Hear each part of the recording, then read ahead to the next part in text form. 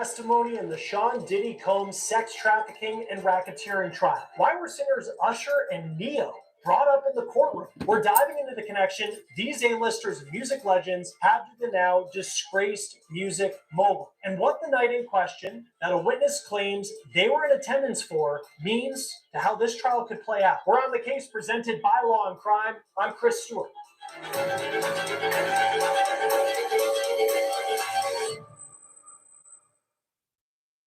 Sean Combs is connected to a lot of big names in Hollywood and the music industry. That's not breaking news, but it was a bit of a surprise this week when Usher and Ne-Yo's names came up during testimony. The witness that brought up Ne-Yo and Usher was Dawn Richard. She was once a member of the singing group Danity Kane. That group was signed to Diddy's label, Bad Boy Records, and she also sang for another bad boy group called Diddy Dirty Money. Sean Combs was actually part of that group. It was a trio. They had a few songs that came out between 2009 and 2011. Prosecutors called Richard to testify. Now, before I get into the moment where Usher and Ne-Yo were brought up, I want to take you through her testimony and what led to the point that she brought their names into this. Now, Richard told prosecutors in 2009, she witnessed Sean Combs allegedly attack his then-girlfriend, Cassandra Ventura, the singer known as Cassie, who has already testified in this trial that she was abused by Combs physically and sexually during their 10-year relationship that ended in 2018. Now, here's a line in the transcript where Richard said, quote, "I observed Cassie being attacked," and then, when asked who attacked Cassie, she answered, quote, "She was attacked by Sean Combs." In the incident in 2009 that Richard talked about, she said she was recording music at Combs' LA home. Cassie was making eggs, and then Combs comes downstairs, quote, angry, and was saying where the expletive was his eggs. Excuse my language. And he was telling Cassie that she never gets anything right, where the expletive is his food. And he proceeded to come over to her, took the skillet with the eggs in it, and then tried to hit her over the head with it, and she fell to the ground. Richard told prosecutors that she witnessed Diddy allegedly attack Cassie multiple times, physically beating her. And while she was a member of Diddy Dirty Money between 2009 and 2011, she said it was frequent that she would see these things. She said that Combs would, quote, punch her, choke her, drag her, slap her in the mouth. I saw him kick her, punch her in the stomach. Now, when it comes to Usher and Ne-Yo, their names are brought up related to an incident in 2010 that happened at a restaurant in California. Dawn Richard was asked about this incident both by the prosecution and defense, but it's interesting how her answers and the details she gives are different depending on the questions that are asked.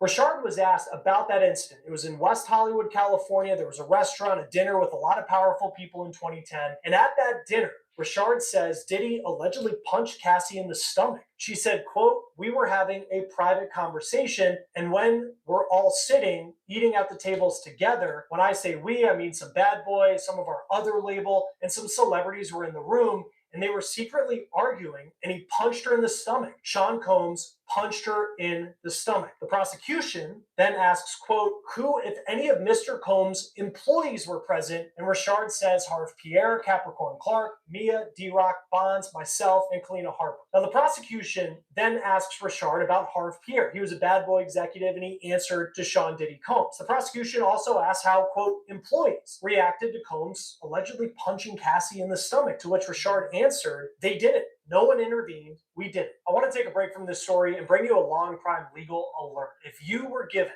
a Depo-Provera birth control shot and were later diagnosed with a brain or a spinal tumor, you may be eligible for a lawsuit. Morgan & Morgan is investigating claims that patients were not properly warned about the risk. It is free to check. It takes a few minutes, and you don't pay unless they win. So scan the QR code on your screen, click the link in the description box of this video, or go to forthepeople.com/LCDepo to see if you qualify. The world is...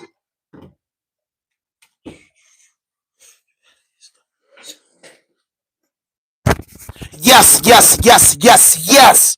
We back in the building with another podcast vlog. And this is RD Podcast, and I'm your host, Sam 5000. And usually y'all used to me saying good morning. But it's good afternoon. Man, you know what we got on the chopping block, boy. We got Diddy on the chopping block, straight up and down. We got Lil Durk on the chopping block. Let me get my chair, right? We got the African president, captain, that's going bananas. But first and foremost, we're going to get into this Diddy news. Look, hit that notification button, hit that subscribe button, drop a like, leave a comment. If you're not already tapped in with me, right? Tap in with me, share this content, man. Get more people trying to get in the algorithm. But day 7 Diddy trial, we in here. Let's go. Line in their question, they did ask about bad boy employees who were present at the restaurant, to which Richard named people like Combs, the bodyguard D-Rock, Pierre, the executive. But then the defense had their chance at cross-examination, and through their questioning is when we saw those big names drop. The defense asked Richard, please tell me who was all at this restaurant. Richard answers, Harv Pierre, Capricorn Clark, Mia, and myself, Kalina, our bodyguards, which was Bonds, and D-Rock, Cassie. The question continues with the defense asking, you remember who was all there, right? And Richard says, mm-hmm. The defense asks, do you recall alleging several celebrities were actually there? Richard says yes, and the defense then says, quote, so when the government asked you who was all there, and I asked you who was all there right now, you didn't mention any of the celebrities, right? Right, Richard says. The defense then asks Richard to name the celebrities. And then she says, quote, Usher was there, Jimmy Levine was there, Neo came through, there were a few others too. I don't recall those people, but those are the ones I remember talking to. The defense then pressed Richard a bit, asking why she didn't say those names before when she was asked about who was there by the defense. And Richard says she was just repeating what she told the government in their direct examination. Usher and Diddy go back decades. Usher lived with Combs for a year, actually, when he was just a rising star in the music industry. He was 13, 14 years old at the time. Usher actually spoke about living with Combs in an interview 8 years ago on the Howard Stern show. Here's part of what he said. You're going to go to Puff Daddy's. He's in the 90s. Do you understand what that's like? Puffy's place was like just filled with chicks and orgying like nonstop, right? No, not really. I mean, but there, hey, it was curious. I got a chance to see some things. Now, as far as Grammy winner Neo, he is someone who has been known to be a friend of Diddy and to be in the same social circles over the years. He faced backlash for a comment he made in the wake of Diddy's arrest during a performance in New Zealand last year, where he reportedly said, quote, on stage, I was sexually assaulted and I liked it. I had a great time and I'd do it again. He later apologized for that and said, quote, in an attempt to be playful with my fans, I made an insensitive and irresponsible joke while on tour, and I'd like to truly apologize from the bottom of my heart. This is according to the UK media outlet, The Metro. Now, the other name that Richard mentioned was Jimmy Levine. He is a music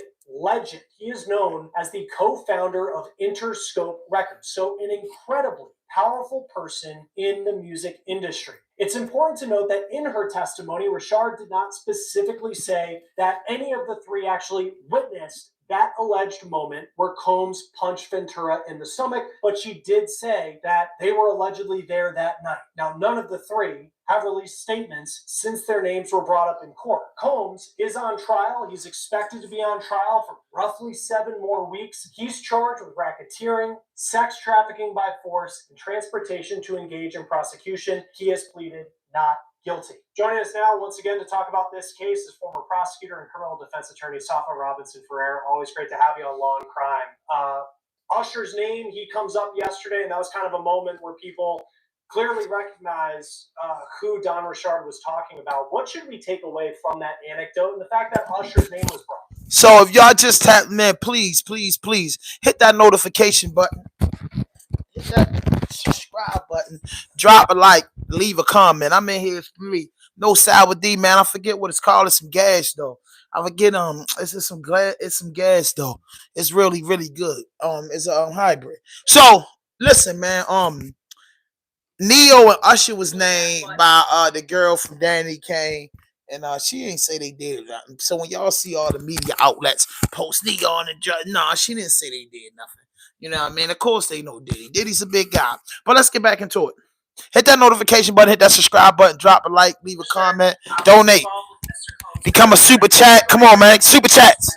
Where y'all at, super chats? That he had gone to some sort of academy through Mr. Combs' enterprise or business. And the government can certainly use that to show a long pattern of behavior dealings that he may have had with other individuals in the industry, and also to establish that Mr. Combs and Miss Ventura had this long-standing relationship, that not only, there were a select few that got to observe, but that publicly some of these allegations or allegations of violence happened, and that other people observe those things. When we look at the transcript, and I have it here, and you have the defense asking why Richard did not talk previously in conversations with the government about Usher being there, Jimmy Levine, who's a famous producer, as well as the singer Neo. Should we take anything away from that? That it appeared that their names didn't come up earlier when she was having conversations with the government? Yeah, what we can take away, and what the defense is essentially trying to do here, is really strike at her credibility. What the defense did during its cross examination is say, well, these other individuals. If he looms fast 15-minute oil change services, even faster than. So yeah, man, I want people to get into my chat, but yeah, man, just getting deep, man. We got 7 more weeks of trial, but I just don't think Diddy gonna get found guilty. You know what I mean? I ain't gonna lie. I just don't, bro. It's like, it's not enough for me. It's not enough for me. You feel me? It's not enough for me.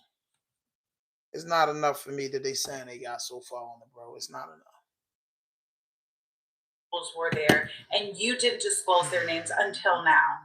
And why was that? If you are participating in a government investigation, you're presumed, and you should tell the truth, the whole truth, and the full truth.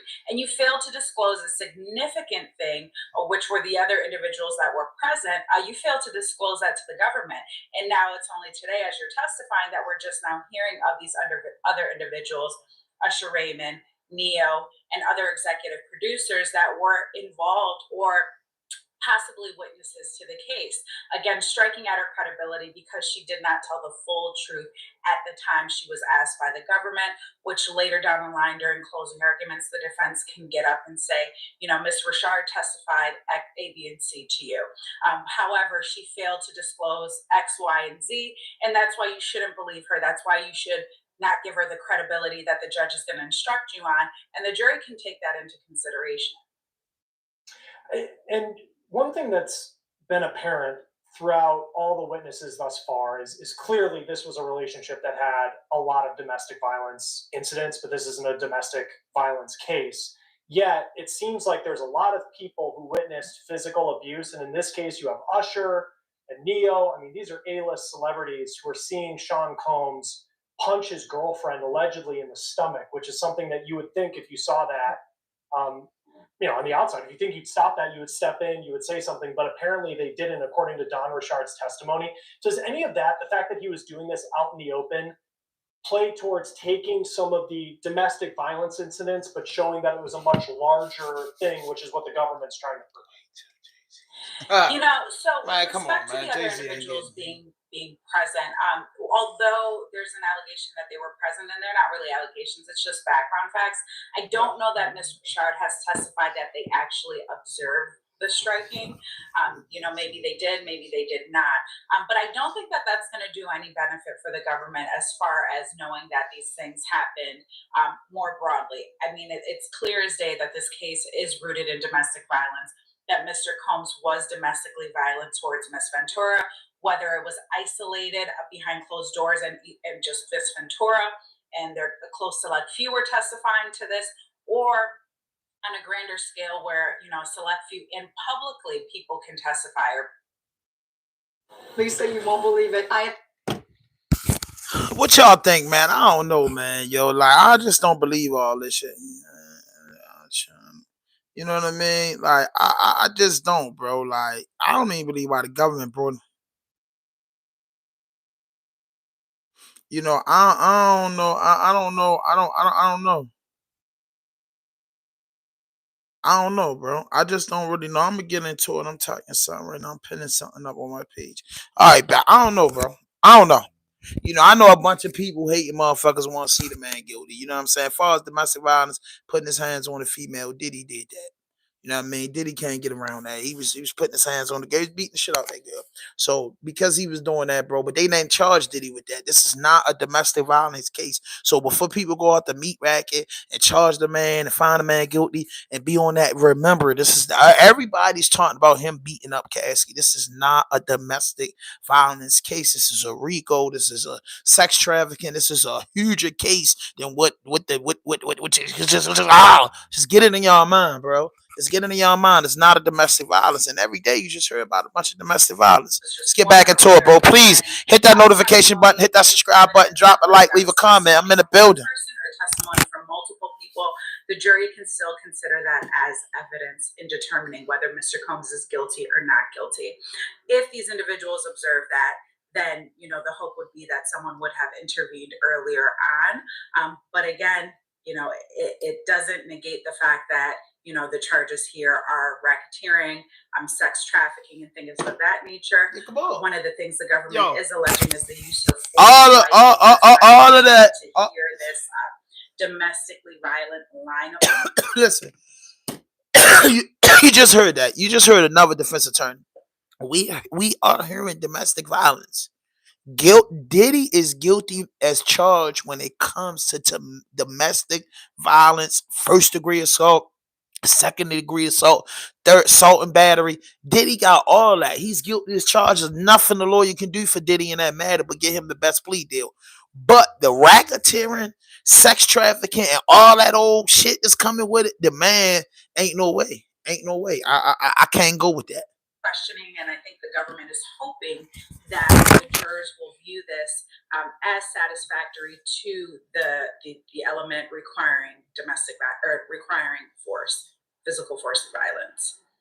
Yeah, and to your point, I'll just looking at this transcript, you're right. Yeah, it's Usher was there, Jimmy Levine was there, Neo came through. So it's saying that they were there, not necessarily that they witnessed. Wow, why you even say they was there? That Dawn Richard said happened. Why did Dawn Richard even say they was there? What did you make of her testimony now that she's off the stand? But it show was is fun. Pretty interesting testimony. Pimping ain't easy, but the show is fun. That she was a necessary witness, although the government deemed her to be necessary. Miss Ventura got on the stand and testified about the abuse. It testified about what happened to her. Miss Richard seemingly came up behind her and corroborated for the government those allegations. And I don't think there was even a question about that. The hotel footage came into evidence. Miss Ventura testified, so now Miss Richard is here testifying to more allegations of domestic violence. And the government has to be really careful here because the way that it is being painted at this point is that this is a domestically violent case, which is true. Kitty, what you say? You can't do what? Why not?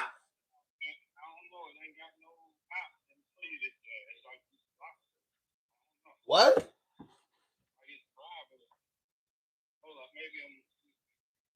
Yeah, because there's people on there, but let me know. I'm live. I gotta hang up.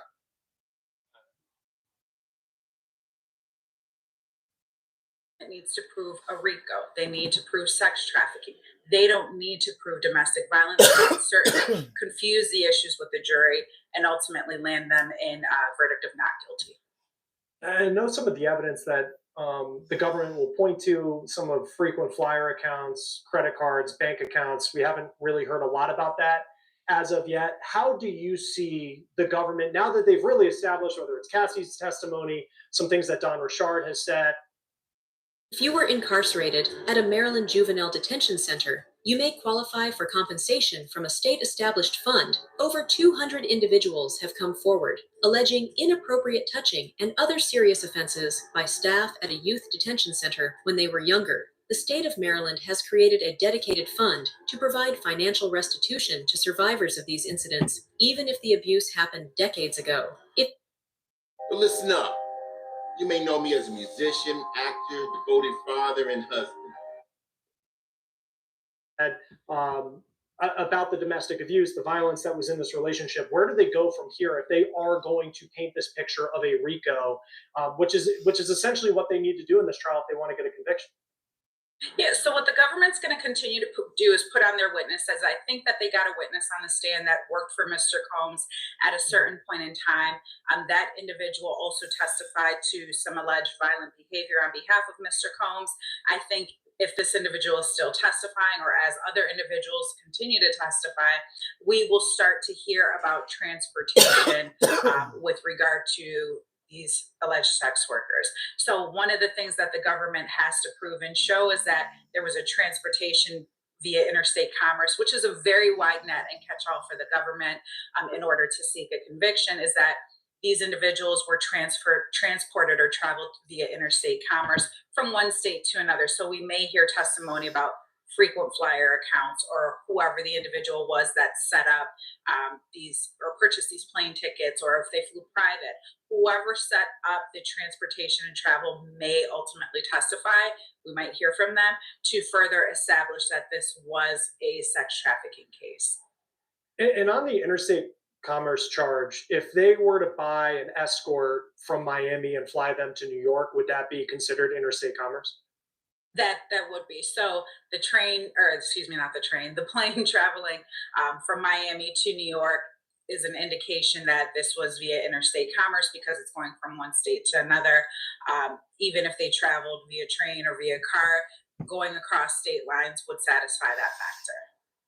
We've seen Cassie's off the stand, but whether it's Don Richard's testimony, David James, who's the former personal assistant, he's talked about Cassie as well. What do you make at this point, seeing how the testimony is going, that the government decided to have Cassie early on in this trial as opposed to building up to her testimony at the end?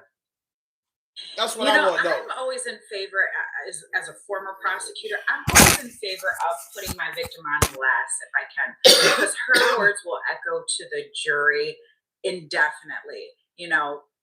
Yes, she could have testified early, and people will tend to remember what they've heard early on and later in the game. But I think here it's really impactful to build up the puzzle, these other individuals who were involved, and ultimately get us to Miss Ventura, who will testify as to what specifically happened. And the jury is going to be more likely to remember her testimony, especially compelling testimony, if she is the last and key witness. And there would have been a buildup that the government would have made to her testimony. Now, it doesn't mean that they can't come back guilty, because she did testify early on, and now these individuals that are testifying are further establishing what happened. That's just a personal preference and what the government ultimately deemed as the best way to put their witnesses on. And also, Miss Ventura is pregnant, heavily pregnant. They didn't want to run the risk of her going into labor later on during the trial and not being able to be present to testify. So I think that they did have to get her out of the way early. My preference just would have been to put her on later if I was the prosecutor on the case. We've seen a couple cross-examinations from Sean Combs' defense team. How would you say they're doing thus far? I think they're doing a great job. I think that the defense is eliciting facts or alleged facts that the prosecution has kept out so far. And one of the things that we always discuss, in trial practice, is you never want the jury to find something out from the other side. If you have bad facts for your case, you want to get them out there and do away with it and show them it's not a big deal. Yes, she may not have disclosed certain information previously, and I can explain later as to why. But you really want to get those bad facts out of the way. And I think that at least some of the testimony that I've seen or heard is that, when these when the prosecution witnesses are testifying under cross-examination, the defense is getting out facts that really kind of hurt the prosecution. I think that with Ms. Richard's testimony, she testified that, she had been working with Mr. Combs, that she observed these allegations of violence and things of that nature. But then later down the line, she goes to work for him and works in a musical group with him and another individual. We didn't hear that under the direct examination. We heard that under cross-examination. And I think that those are the things that the government needs to be mindful of, because they do seem to be surprising facts as the defense brings them out during cross-examination, and they don't want to turn the jury off, and they don't want to hide anything from the jury. And with some of these big celebrity names that have come up, Kid Cudi, the rapper who I'm forgetting his real name right now, but he dated Cassie for a bit. His name was brought up. Usher and Neo are brought up yesterday. How likely is it any of these figures from any of the big celebrity names? I know Justin Bieber has said he won't be testifying, and his name was brought up a bit on the outside over the past week. Have there been any celebrities, I guess, moving forward that you would expect to see on the stand? I'm not sure. I think any celebrity is going to want to stay as far away from this case as possible. But what will be interesting, and I my own self have been curious too, is if Kid Cudi is going to testify. If one of the things that we've heard throughout, even prior to the trial beginning, is that Mr. Combs allegedly blew up his car. If that is the case, that is an arson, and that is one of the predicate offenses that could be established under the RICO charge. Ms. Ventura testified somewhat to him blowing up the car, but other than hearsay about it, so that someone said that Mr. Combs blew up this car, there hasn't been, at least in my knowledge, any factual basis to believe that that is true. Yes, they can testify to that. However, are there going to be any photos introduced? Is Mr. Cudi going to get on the stand and testify? Yes, I had this relationship with Miss Ventura. Ultimately, my car was blown up. Here are the photos of that. Here's the police report and investigation, and this was what ultimately was determined as a result of that. And I know it was Mr. Combs because of X. Just what I want to know from y'all, right? Because I'm a person. It's 6 people in the chart. Just hit yes or no. Do you think Puffy guilty? You know what I mean? Just tell me in the chat. Do you think Diddy guilty? Honestly speaking, you think they're gonna find him guilty on the RICO, sex trafficking, and all this shit? Do you honestly? Cause see, my next video I'm gonna post guilty. Is my thumbnail gonna be guilty found not guilty, not guilty by the streets. Again, I'm gonna say this to everybody that's tapped in: domestic violence. Damn, Diddy. Okay, Latonya Jackson feels like this one person feel like Diddy guilty. I'm a comment. Let me see how many people gonna say. Do you feel Diddy guilty or not? Hit that notification button, hit that subscribe button, drop a like, leave a comment, please. And if you want to, the Cash App up there, you want to donate to the channel. I'm trying to step my game up and get a new camera. You know what I mean? And my streaming gear. So you know, I'm gonna put it up. I'm gonna get it done. But I'm gonna tell you how I feel. Yeah, I mean, listen. I don't think that he's guilty of the charges that's brought against him. If guilty or sex trafficking, the RICO, the stuff he's charged with. He's not charged with domestic violence or assault. He's charged with vaping her, you know, trafficking her. They saying she was holding her without a will, all that shit. Now, after you listen to, because in federal court is no cameras, there's no recording. Only thing recording is what I don't know how it works. I've never been in federal court, but from my understanding, they, you know, but Cassie said she loved him. Cassie said that he vaped her. She went back and had consensual sex with him. See, you know, I know a lot of people that be tuned in, you know, ain't journalists and ain't, you know, media people and don't cover hip hop. So, you know, they just going on what the news flashes say. For me, I cover it morning, noon, and night. I listen to it, everything, law and crime, different content creators, news vlogs. I listen to it. And what I got out the deal is that Diddy was charged wrong, and Diddy should have been charged for his assaults on the state level, but it's a statute of limitation for certain charges. And basically, those assault charges, statute of limitation, will be passed, so he got off scot free. Everybody knows a bigger picture, and one of the pictures that I know that my brother keeping it a G shared, it made me open my eyes up. This was a plot for money. Cassie haven't made a hit record, haven't been in no movies. Her husband is a personal trainer that's already probably got a bad name for just dating her behind Diddy back after Diddy hired her. They were going through a financial crisis. Cassie was going to come out with his memoir, this tell-all book. Diddy ain't want his name thrown under the bus. The husband influenced this. Now her husband tough, want to see Diddy and do all that. So it was a plot for money. Hey, I can't even lie. It was, hey, you and your girl got 3 kids. Y'all broke. You know what I mean? She felt like, you know, Diddy treating her. She got a story on Diddy. He gassed her up, bro. She got the money. She got 20 million for the first one, and she's gonna get another probably 20 million for the damn shit that happened in the hotel room. She's suing the hotel, she's suing different people. So she's gonna get a bag. They are financially set because of Diddy. And that's what he wanted. I don't believe Cassie want Diddy to go to jail. She got the money. Believe it or not, she got the money. This was a money play. By no means necessary am I saying Sean Puffy Combs was right for putting his hands on that girl, stomping that girl like that, doing whatever. But I'm not saying the man in nothing when it came to their sexual preferences. She was into that. She liked it. She loved what happened. That's what happened. The shit with her getting her hands put on and all that stuff, he was out of order. He got to face his consequences. You ask me, $20 million could just, shove it under the table. For real. Now, I mean, let's just be 100, bro. I know everybody want to act like they bougie. Hey, you done got knocked. Motherfuckers done got knocked up beside their head and got nothing but another ass whipping. So you're not saying it. By no means am I saying it's right. But I'm saying that $20 million, bro. I'm from the ghetto.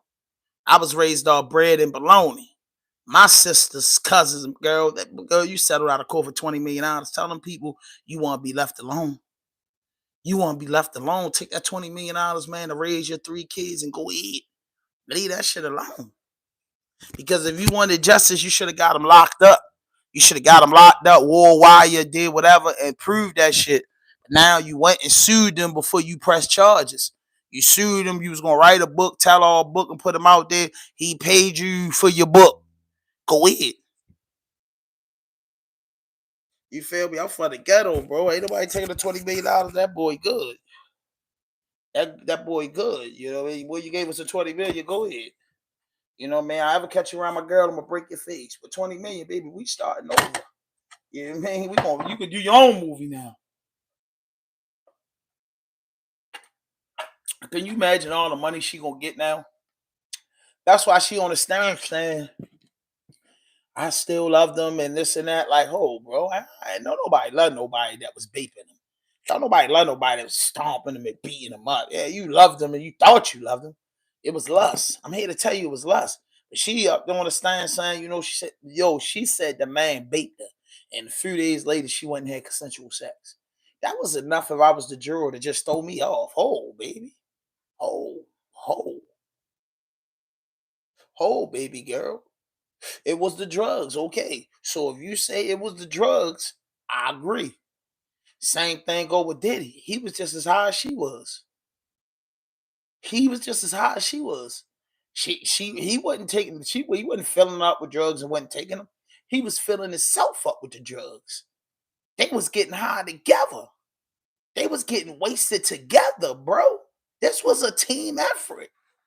Like everybody got drunk and smoked with their girl or did whatever the adult preference is. We all did it with female, Bobby and Whitney, yeah.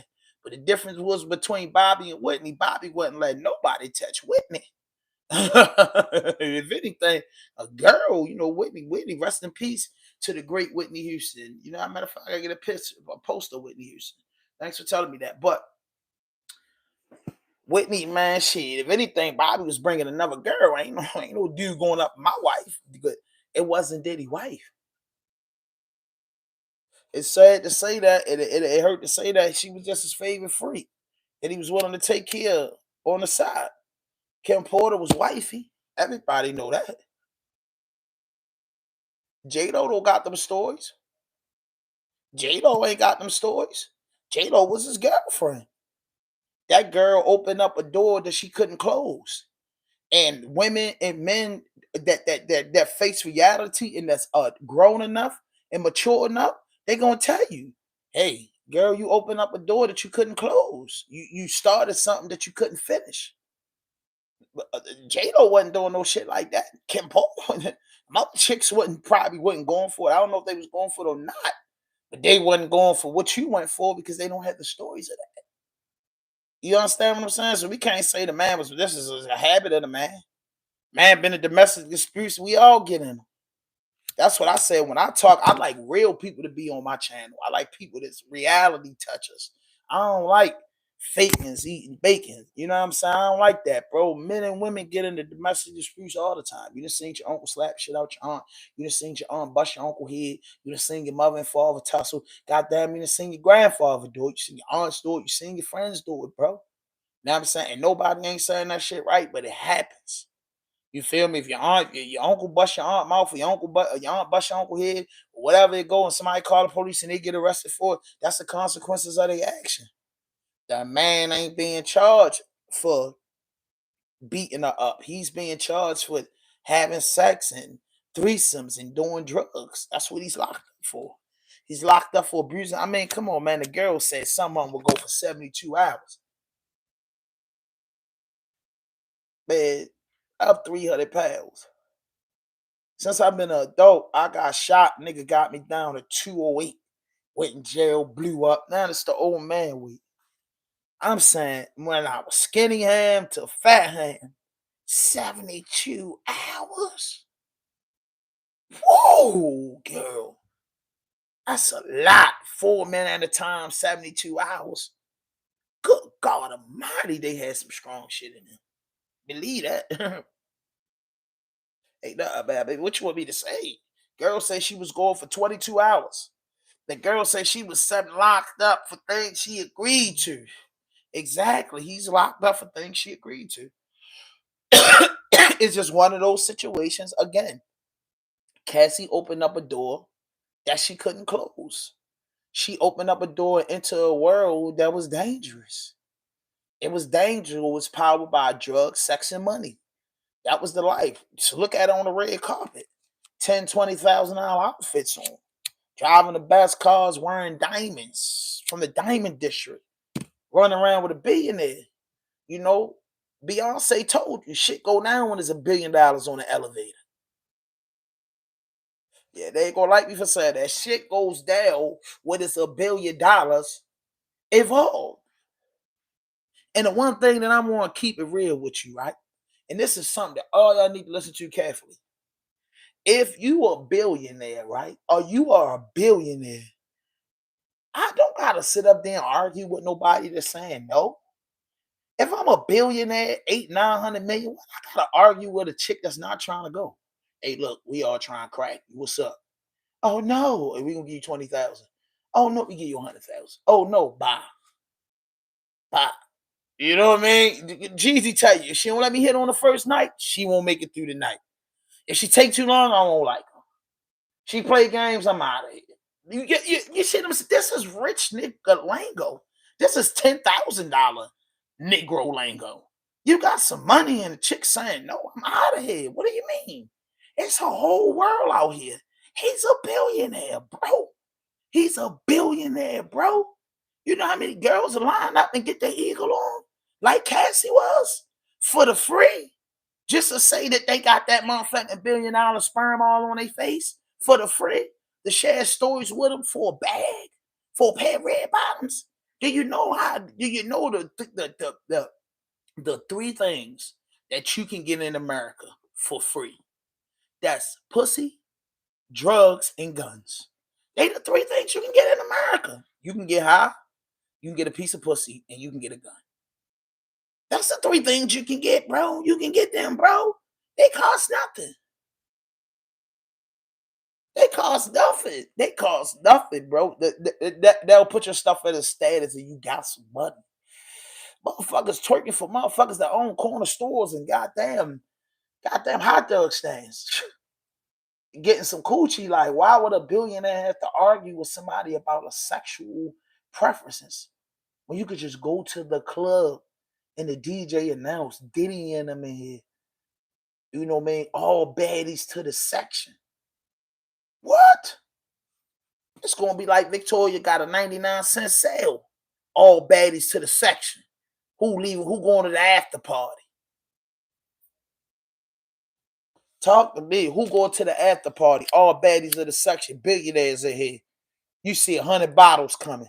Bottles for everybody. Come on, baby. Talk to me. Talk to me. That's why I say, man, some things I just don't believe. That people say, well, when they got money, they want what they can't have. Well, when you got money and you want what you can't have and you think you can take something, you a fucking idiot. And you're gonna fall. You're gonna fall, bro. You get and when you start, that pussy is power. When you start going crazy off that pussy, when you start going crazy off that dingaling, shorty, men and women, bro, you will fall. You will fall. You will go down. It's men out, bro. I'm gonna tell you something, man. It is men out here that's insane about these chicks, but not no rich dude. Dudes that struggling and going through things be fighting for their relationships. Rich dudes and dudes, men and women that's up, they ain't really doing but so much fighting. Cause it's like I got opportunities. I love you and all that love shit sound cool, but my peace and happiness and money is more important than you. What I look like doing something stupid to you so you could put it in the vlogs and put it on TV. That's just how I think. What I look like getting rich and letting a chick take my empire down. That's got to be what do a chick look like getting rich and letting a nigga take her empire down? It's stupidity. Fuck that, bro. It's stupidity. That's why I don't believe it. Rappers got it going on, bro. When it comes to certain shit, bro. I grew up with man, what? Bro, trying to get in clubs and shit. Bouncers, girls I know younger than me.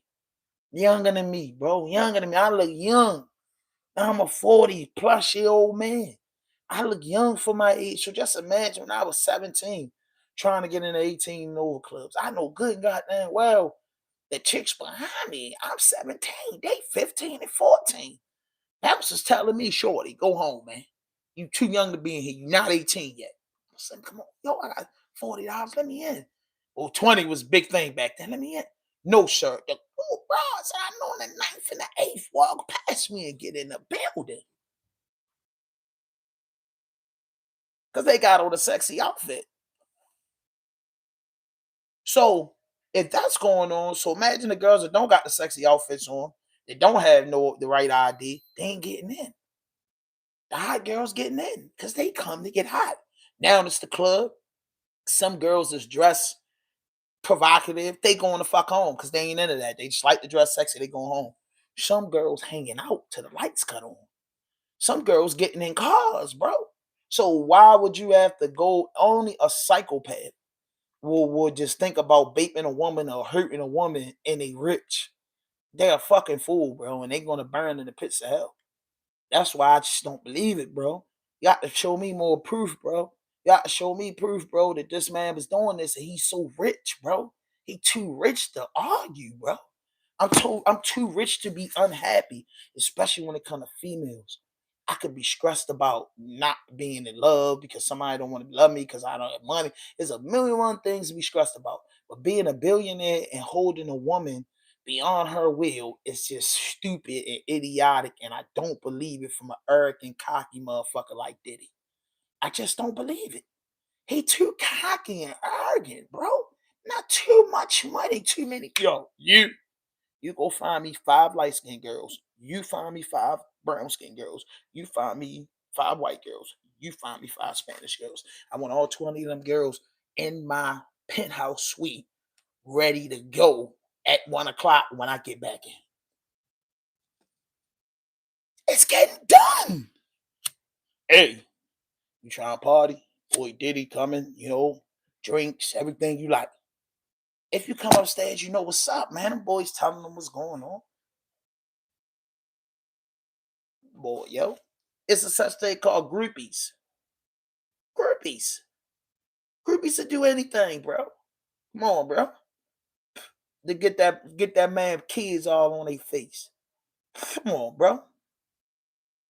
You seen them old sugar daddies in your hood before that your aunt was hollering at? Pops that got the slick Cadillac. Dress, work down the port. You know them stories. You grew up in the 80s and 90s. Man, work down the port. Wearing your aunt out. You know what I mean? You wonder why he come around and y'all get chicken boxes in McDonald's. And what? Man got a whole family at home. Auntie do what she got to do. You know why? Because he going to do what he got to do. You know what I'm saying? It ain't tricking if you got it. It ain't tricking if it's an even payout, baby. Come on, man. That's what they want to do. That's why Jay-Z got all their ass the way Jay-Z got all their ass. Jay-Z says, I'm from Mousy Projects. And I'm going to tell y'all the difference between Jay-Z and Diddy. Diddy is a Harlem dude that went to college. Most dudes that went to college are party animals. 70% are party animals. Like, there's so much party in college. Diddy a dude to dance around, dance in the video. He's a fun nigga. Jay-Z a dope boy from a hustler from Marcy Projects. They standing on that note. Man, shorty, you play games, we out of here. Jay-Z out the marble, just walking in the spot and unzipping his pants, get toward him out of here. It's no joking. You know what I'm saying? Diddy and them partying. That's what they got that man up in. Yo, that man just like the party. And you kind of your parties, everybody did it. Grown people. I'm only talking to grown people. If you ain't grown, this ain't the channel for you. That man likes to what's the word I'm to? He likes to please his guests. He does. He likes to have a big party with the dancers, the light. He likes to have parties, bro. He's a party animal. He's a party animal, bro. We all know those type of people. They party animals, bro. But me partying, having sex, or, going, whatever, it deserved to go to prison for the rest of my life. That's one thing y'all got to do before y'all convict that man. No man should put his hands on a woman, and no woman should put his hands on a man. But in the life and the world we live in, the man has to be the bigger man and walk away, no matter how bad a woman hits him. Some of us ain't strong enough. We will walk away, but it gets ugly. He's guilty for that. God and the court system should have dealt with him for that. Cassie should have had him dealt with that for that. She should have did the right thing and pressed charges against him, because there's no state in the United States that will not press charges against a man for putting his hands on a female. That's a serious offense. A lot of men get arrested for putting their hands on females and don't even put their hands on them. A lot of men don't get arrested for putting their hands on a female, and a lot of men get arrested and sent to prison for playing games with females. You know what I mean? That's the only way it goes. Either she lying on you, either you did that shit and they gonna wash you up. It ain't no in between in that. If you had Sean Puffy Combs is being on trial for what's in your cell phone, for what's in my cell phone, for what's in whoever's cell phone watching this. That's what you dealing with somebody you choose to be sexually active with, and y'all choose to do things that maybe not appealing to the world. That's what they mean by he nasty, she nasty. If you want to know. I'm saying this channel for grown people. This lingo I'm talking, let me cook. It's for grown people, the grown and sexy. Yeah, that's what that terminology mean. He nasty, she nasty. When the dude tell you I like a nasty chick. When a girl tell you I like them nasty, nasty. Y'all remember the Boosie song, I like them nasty, nasty. That's what they mean by nasty. Somebody that's gonna do it all. 2, 3 dudes, 2, 3 girls, suck, bop, bop, bop, bop, bop, bop. Some people get off to that. Some people love that. Some people marry porn stars. They love that. That's what they do. You don't deserve to go to jail for that. Putting your hands on somebody, you do. Vaping somebody, you do. Vaping somebody, you do deserve to go to jail. Beating a woman up and you get caught for that shit, you deserve to go to jail. Holding somebody beyond their will, making them do something, you deserve to go to jail. That is a crime. But partying and liking them nasty, nasty, and getting down, you know what I mean? 12 dudes, 7 girls, everybody in there twerking, smell like condoms, liquor, and coochie and fart. It's how I smell orgy. Some people love it, bro. Diddy one of them dudes that love it. She said she would have sex with multiple men. And then after it was all over, he will make love to her. He's a nasty mother. He like him nasty, nasty. Girl, I like when a nigga wear you out, and I watch a nigga wear you out. I'm a jerk off. And then after that, I'm gonna wear you out. Come on, this is the guy. This is what he likes. This is what they're saying he does. This is what she said he did. That's all I'm saying. She said that it's a text message saying, hey, I want you tonight. We want you tonight. She answers the door. Hey, I want to have a private party. My man wants to see. She testified to this. I'm not making this up. I'm not saying this. This ain't fat ham, over exaggeration, or none of that. And she said it. She will order up the joints. Baby, I want a light-skinned dude. I want him. Diddy don't even care. He's a big millionaire. He don't care. We're out. He's like, man, I'm getting live porn action. I love it. I love Cassie. She's my baby. Get anything she wants. Go. He fussing with his wife. He don't want to go home anymore. This is his on and off girlfriend. Notice that's what they said. I didn't make this up. It's his on and off girlfriend. So Cassie had plenty of time to get away from that man. She love that shit because guess what? Them other dudes, Kid Cudi, the three baby father dude, the new husband and them, all them, they went nasty like Diddy. That's why she came back. She liked it that. You don't go back to nothing you don't like once you get away. You don't go back from pain and agony once you get away. This ain't back in the day, bro. This ain't happened in the 1990s. This ain't. I'm on YouTube, man. Hit me back. You know what I'm saying? This ain't the 1960s, 50s, and 40s. She came up in Y2K. She got her deal 19. She came up, you know what I mean? She was a kid, teenager when YouTube came out. She 38. She 38. She come through the sea 17 years ago. You know what I mean? They say 19 years ago, 19 years old, signed a 10-album deal. I'm with Puff. But everybody think, men and women, I'm with Puff. I signed this deal with Diddy. I'm with Diddy. We doing our thing. I got the song. Medicine, all you want me to do. Cassie, bad. We was in prison. Jesus. Nigga said, man, that girl Cassie in the magazine, boy, Jesus. Boy, that's Diddy girl. Damn, that boy Diddy like that. That's how we thought. We didn't think nothing of it. Diddy was 38. Who was talking about age? Once somebody was over 18. Real talk. I'm saying this ain't for you if you're not grown and mature and you came up in Beverly Hills and these rules don't apply. But I'm just saying, what? Who ain't like Puff? Puff got Cassie. Nobody ain't even think about that, but nobody talk about Huey. Nobody talk about Hugh Heffy. Nobody talk about Heffy. Heffy was 80 years old marrying 18-year-olds. Hugh Heffy was 80 marrying 18-year-olds. Boy.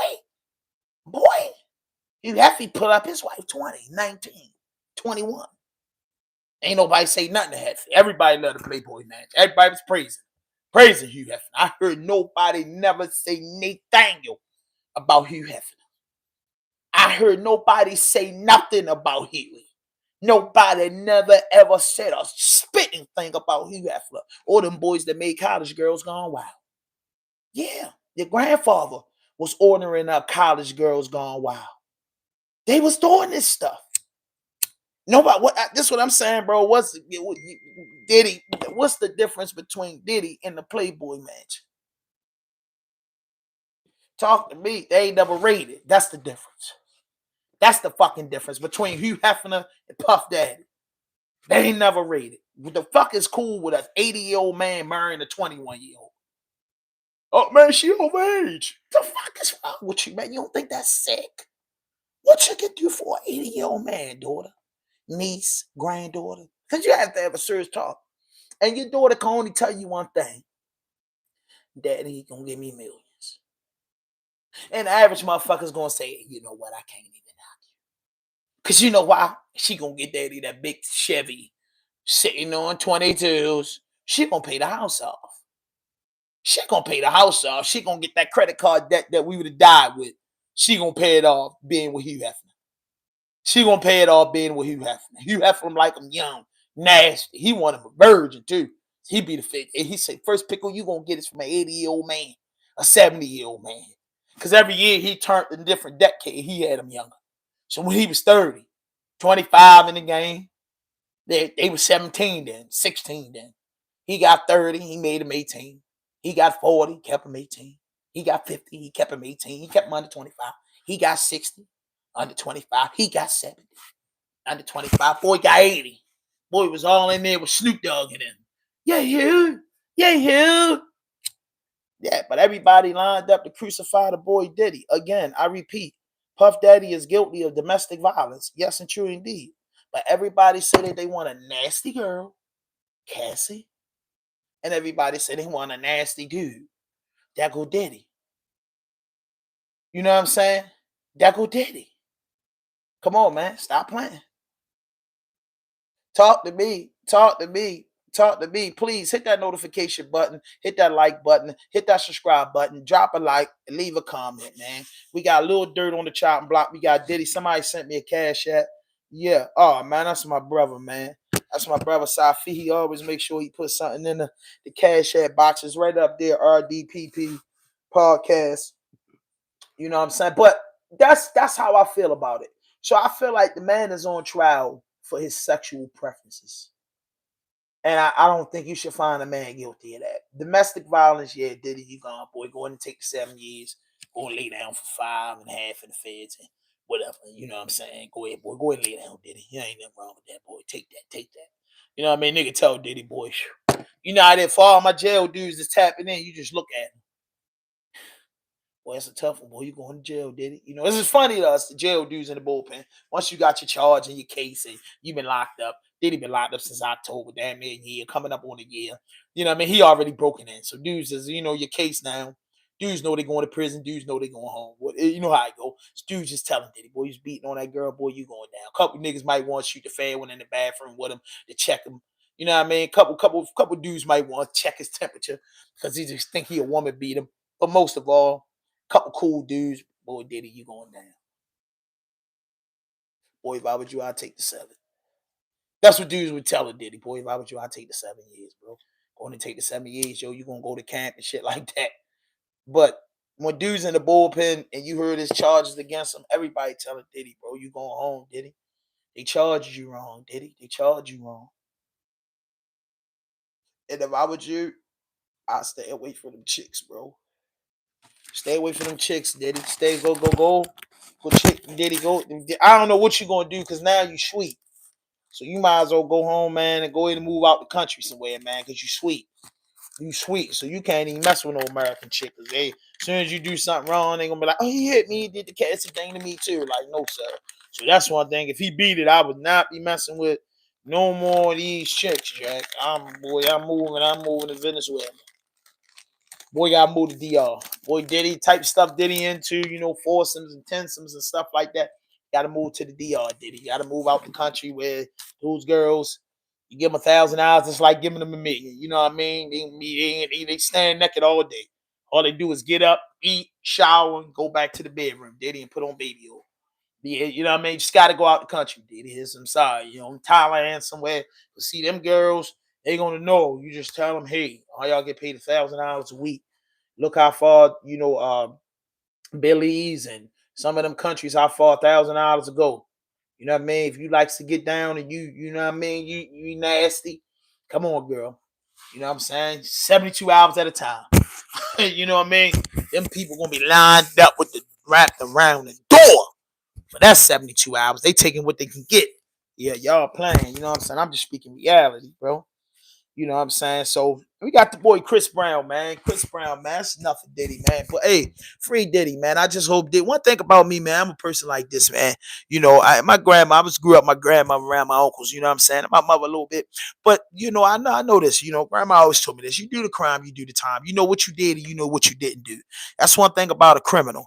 That's one thing about somebody that been incarcerated before. You know, you do the crime, you do the time. You know what I'm saying?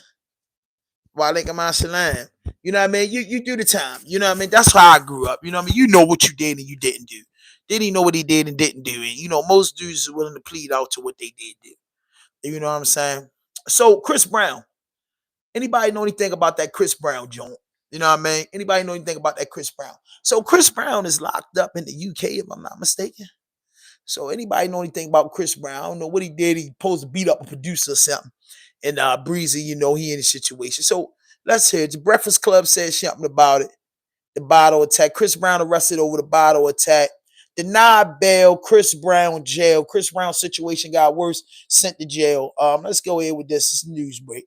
Crazy. Chris Brown was denied bail in the UK and will remain in custody in prison in the UK to at least June 13th. This is messed up his tour. Let's get into the timeline of events on this case so far. Things are getting worse in the Chris Brown situation. Of course, made a video yesterday talking about him being arrested. He arrived in the UK, but he didn't know he had pending charges of GBH from a situation where he allegedly attacked someone in a nightclub 2 years ago. We thought after the police arrested him, he might get bail, released under investigation, but no. Chris Brown has been charged over the alleged London nightclub assault, and it come from the BBC News and Metropolitan Police, who also released a statement on this matter. They weren't even caught straight away for this. The BBC are obviously government-funded media, and the Metropolitan Police wanted to drop this on their website. They definitely want to crack down and prove a point with this Chris Brown case. Metropolitan Police said Chris Brown, 36, who is a US national, was charged on Thursday, May 15th with grievous body harm with intent. He remains in custody and will appear in Magistrates Court in Manchester at 10 a.m. on Friday the 16th of May. The charge relates to an assault which reportedly took place at a venue, obviously Tape nightclub. It was alleged in London on Sunday 19th February 2023. Obviously they're saying Sunday because it was probably likely into the early hours of the morning. Saturday's normal time for nightclubbing, but this case had gone straight to court, which we're going to get into. I tried to do a little bit of research on Chris Brown's previous to see if he's got any other charges that are similar. This guy's criminal history is so long, but I found other situations in nightclubs where he was alleged to attack people. This obviously isn't going to look good in this UK case. Like, obviously he's Chris Brown as well. There's a lot of people that troll him, but there was another situation in Portugal where he got dragged into an incident. Wow. This didn't cross the line. Many people have just filmed him out in public, and there's been all different scuffles. Chris Brown gets into scuffle in Portugal. I told him to chill, and he took my advice. As we get into his court date now, I'm saying things have got a lot worse, and if you're his fan, you are not going to be happy. After hearing the news, many of them have taken to TikTok to rant because they bought concert tickets that were a lot of money. Some people paying £300 in the UK for these dates, and now things have gone up in the air. Done it. So the boy Chris Brown go upside somebody here in the UK, right 6 hours away, right over the Atlantic, and he went to the UK to do his tour, that big tour. They paid him, boy, getting about $300,000 a show. I'm not sure, but he getting a lot of show. And Chris Brown, they went in the UK, got knocked off. Is he coming back to the US? We got tours. We got dates. Truth is, I'm tired. Ooh, So yeah, Chris Brown got remanded straight into custody until the 13th of June by the judge in Manchester. The R&B singer is facing allegations of causing grievous body harm with intent, carries up to life in the UK. Very rarely do people get that, but with intent is a more serious charge. He is accused of attacking a music producer that I've never heard of with a bottle at the Tape nightclub in central London. The incident allegedly took place back in February 2023, and he come to the UK thinking nothing of it, but they wanted him for this situation. Now, the American R&B singer Chris Brown has been remanded in custody after appearing in court in Manchester earlier on. He was arrested in Manchester, but by Metropolitan Police officers in connection to an unprovoked attack at a London nightclub in 2023. It happened in February that year, and Chris Brown has been charged with inflicting grievous bodily harm. Having appeared in court in Manchester this morning, he has been remanded in custody today.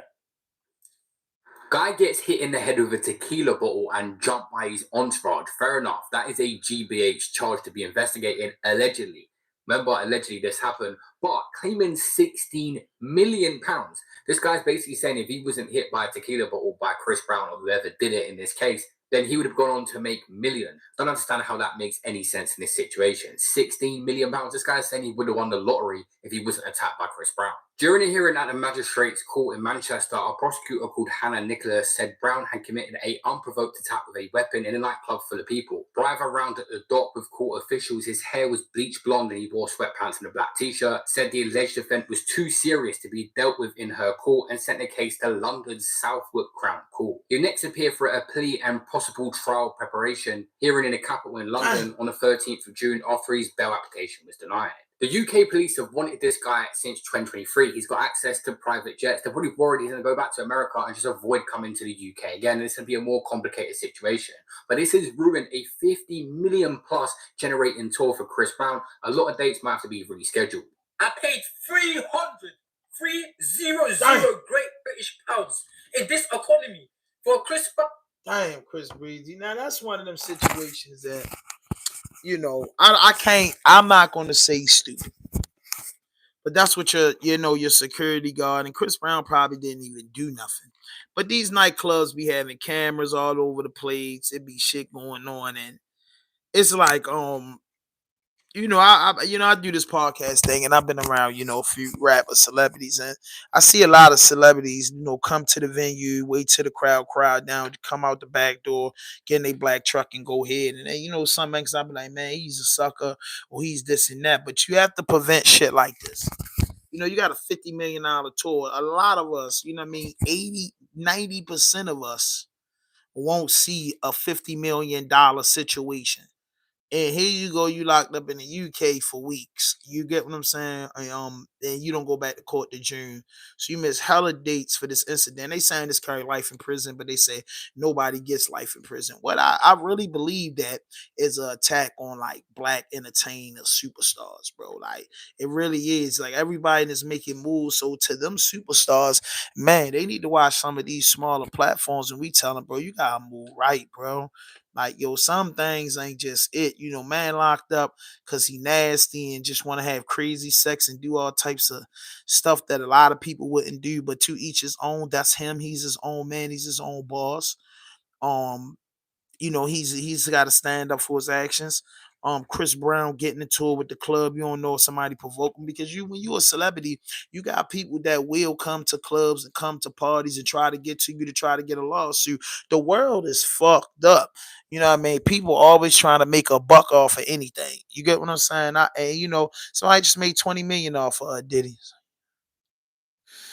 No, it's not about race at all. It's not about race at all. Let's get that straight. It's not the Robert Green situation. Is not the I'm not talking about the white correctional officers that brutalized the two black inmates in New York Correctional Facility. We're not talking about Freddie Gray, Trayvon, George. We're not talking about none of that. So no, I'm not making it about race at all. But when you go to certain countries and you go to certain venues, they are overpopulated with different cultures and different people. To most of these celebrities are getting charged with crimes against mostly people of other cultures. You know what I mean? Honestly, look at his victim.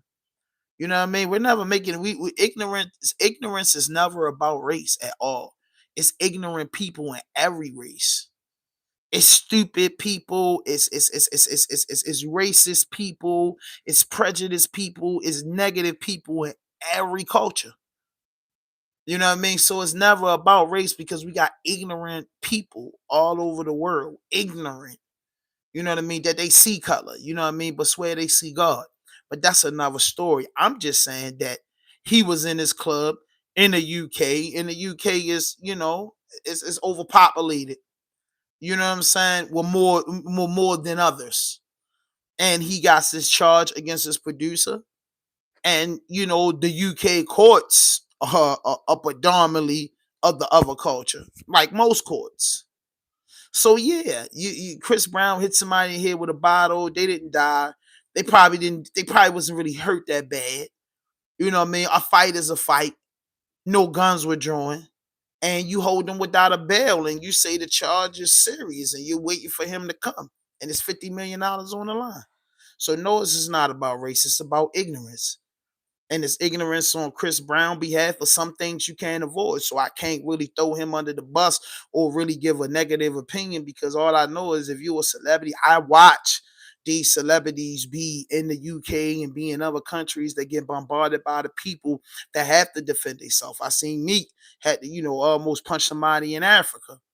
And it ain't about race in there, but it's people that's ignorant Or maybe they just wanted to show love. Or maybe they was trying to snatch a chain. I don't know.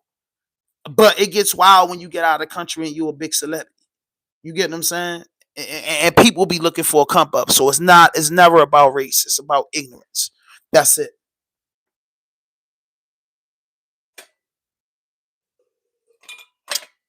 So what I do want to get into is this president captain of Africa, Ibrahim. He's young, the youngest person to hold a seat in Africa. He's strong. He's not backing down. He doesn't want funding from a lot of people. He's making good alliance with Russia and China. You know what I mean? He's trying to do a different type of trade. He won't sit down with the United States. And a customer, I'm a used car salesman in the daytime. A customer came to me. He was like, "Bro, I like your podcast and it's dope.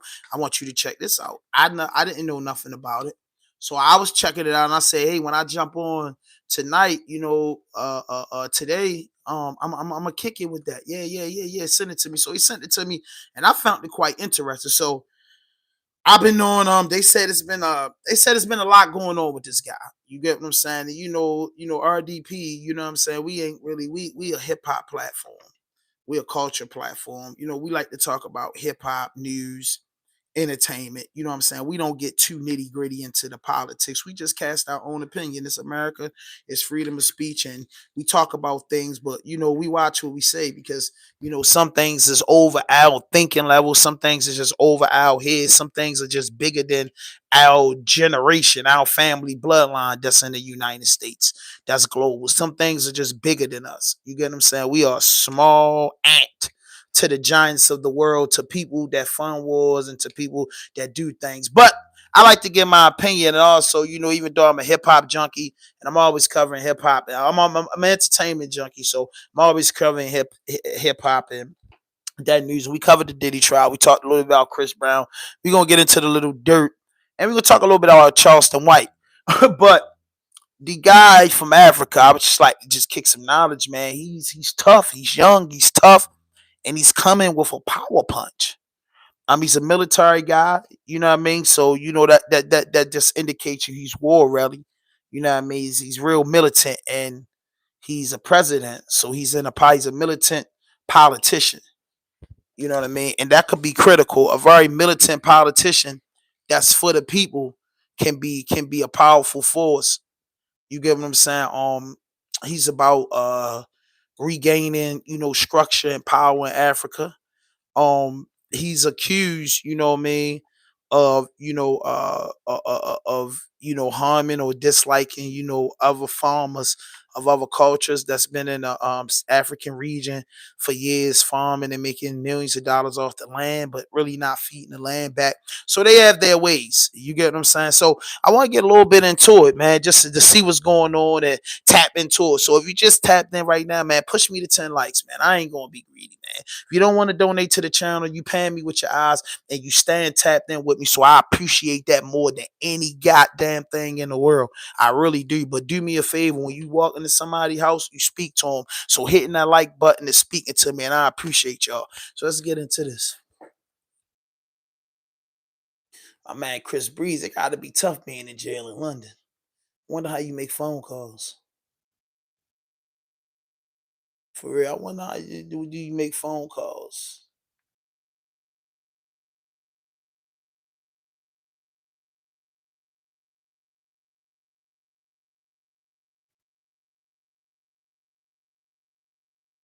Today is the political will. Nobody wants to lose anything for the sake of African unity. Everybody wants to be in their comfort zone. Every head of state wants to be that big man in the show or in a room. Now that has cost us a lot, because when Africans meet in Addis Ababa to discuss about issues of Africa, everybody speaks differently on things. They will jointly pass resolution this, resolution that, but implementations are zero. What's your view? As we speak, it's going to be hard for average Congolese to do business with Rwandese. As we speak, it is hard for the people of South Sudan to do business with Sudanese. As we speak, it is hard for a country like Cameroon, as our dear Queen made mention of the Ambazonia region, to do even business among themselves. These are realities. And having traveled the length and breadth of the African continent, what we have is not a problem of potentials. It's not a problem of resources. It's a problem of direction. It's a problem of deliberate leadership that guides the young people of the African continent. Wow, what a wisdom words from young Pan-Africanist from Gambia, Mr. Osman Toure. And this is the truth that African leaders want to continue to stay in comfort zone, but we must understand this comfort zone will cost.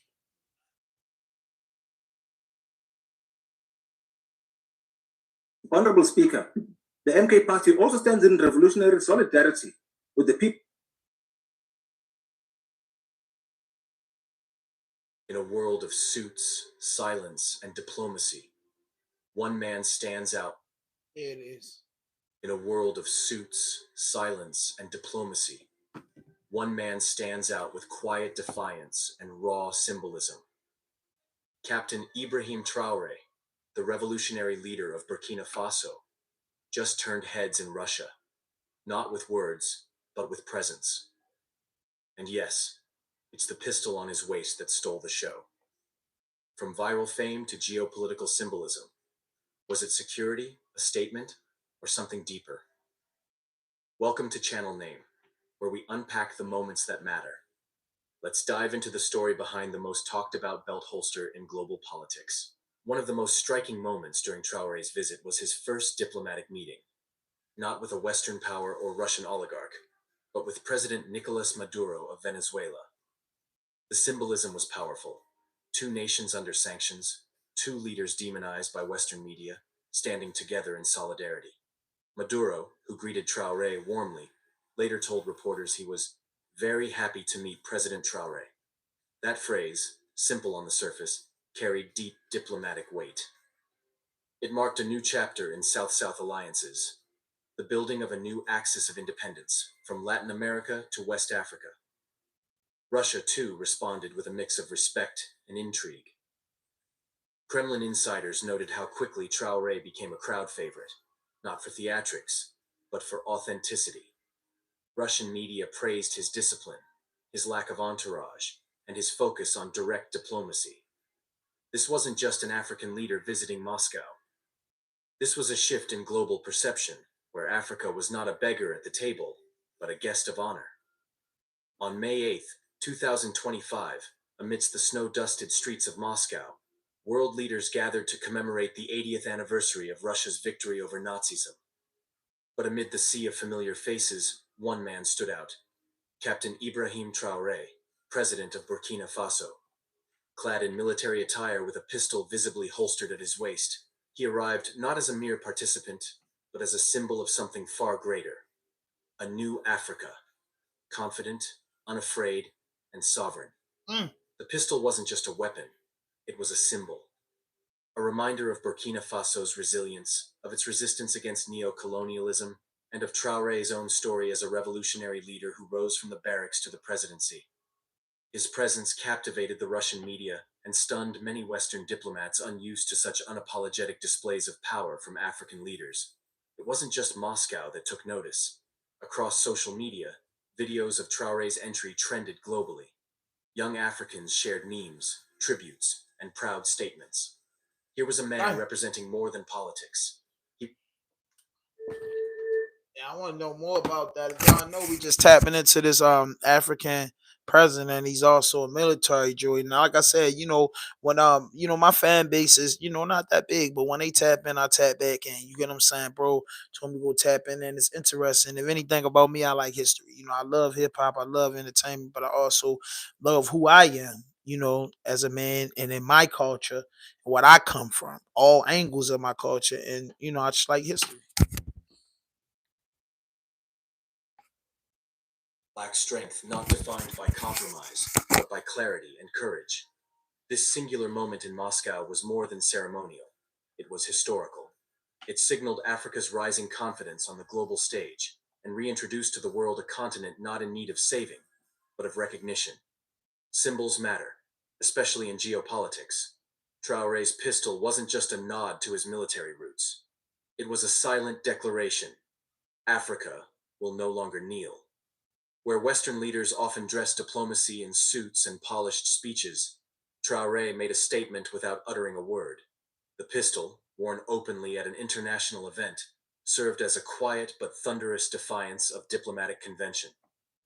It reminded onlookers that this was a man forged in conflict, not detached from it. For many Africans watching, it wasn't a threat. It was a sign of dignity, of strength, of readiness. Critics were quick to call it theatrical, but to the masses, especially youth from Accra to Nairobi, it was a revolution in imagery. A reminder that leadership doesn't mean submission, it means presence, it means power. In a world where African leaders are too often disrespected or ignored, Traore's pistol was a demand. See me, and see my people.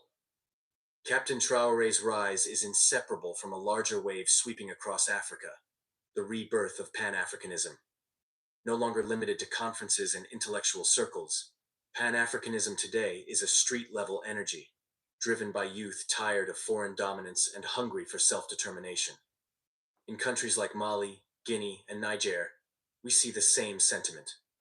A rejection of imperialist remnants, a call for unity, and a thirst for justice. Traore has become a focal point of that energy, not by claiming to be its leader, but by embodying its values. He speaks to the continent's pain and potential. He refuses to play by the script written by others. And in doing so, he gives voice to millions who for too long felt unheard. This is why Traore's image resonates so deeply. Because it's not just about Burkina Faso, it's about all of us, an Africa rising with pride and power. Social media has been a game changer in the rise of Traore's influence. TikTok clips of his speeches, Twitter threads analyzing his policies, and viral photos from his Moscow visit have cemented his status as a hero of Gen Z Africa. In a continent where over 60% of the population is under 25, this is no small detail. Young people are no longer waiting for change, they are demanding it. And in Captain Traore, they see someone who listens, who relates, and who acts. Unlike many older politicians, Traore doesn't hide behind bureaucrats or scripted PR. He speaks plainly. He shows up. He gets his hands dirty. That authenticity, combined with his military background and youthful energy, makes him the perfect storm for a new kind of African leadership. This digital love isn't just fandom. It's the building of a movement, one meme, one tweet, and one bold appearance at a time. While many in Africa and the global south cheer for Traore, not everyone is applauding. Western governments, long used to pliable leaders, are watching nervously. A young, defiant African president with revolutionary ideals and international influence, that doesn't fit the model. There have already been subtle diplomatic pressures, negative media narratives, and economic whispers aimed at discrediting Traore. But what these forces don't understand is that the old playbook no longer works. This generation sees through the noise. The fear isn't just about Traore, it's about the wave he represents. A wave that challenges the legitimacy of debt traps, unfair trade, and military bases. A wave that says, Africa will no longer be anyone's pawn. As Traore continues to gain ground, the question is no longer, can he succeed? It's, how far can this movement go? Captain Ibrahim Traore is not a savior. He is not a perfect man, but he is a reflection of what Africa is becoming. Bold, unafraid, and deeply rooted in truth. His journey from soldier to statesman is a reminder that leadership doesn't require foreign validation. It requires vision. To every young African watching, this story is yours too. Whether you're in Lagos, Kinshasa, Dakar, or Addis Ababa, Traore's rise is proof that you matter. Your voice matters, and your future is in your hands. Africa is not behind. Africa is not broken. Africa is waking up. And in leaders like Captain Traore, we see the dawn of a new era, one that doesn't apologize for its past, but builds powerfully toward its future. This isn't just about one man in Moscow. This is about a continent rising at last. Leadership is often misunderstood. In many places, it's reduced to hierarchy, ego, or control. But in Traore, we see something rare, a leader who lives what he preaches. His humility, public visibility, and unapologetic patriotism are reshaping how the world defines true authority. He doesn't hide behind luxury. He doesn't read from scripts. He speaks plainly, listens carefully, and stands firmly. His authenticity has made him a case study in modern leadership, especially in a world fatigued by elite corruption and political theater. From corporate boardrooms in Johannesburg to political youth camps in Addis Ababa, Traore is now being studied as a model for transformative, service-based leadership. What does he teach us? That power is not control, it is responsibility. That courage is not ego, it is service to the people. And that true leadership begins where fear ends. As we move into a future defined by climate crises, tech revolutions, and shifting alliances, Traore's emergence reminds us that the most powerful leaders will not be the ones who dominate, but those who stand for something greater than themselves. Dang, yo, he sound like a powerful motherfucker.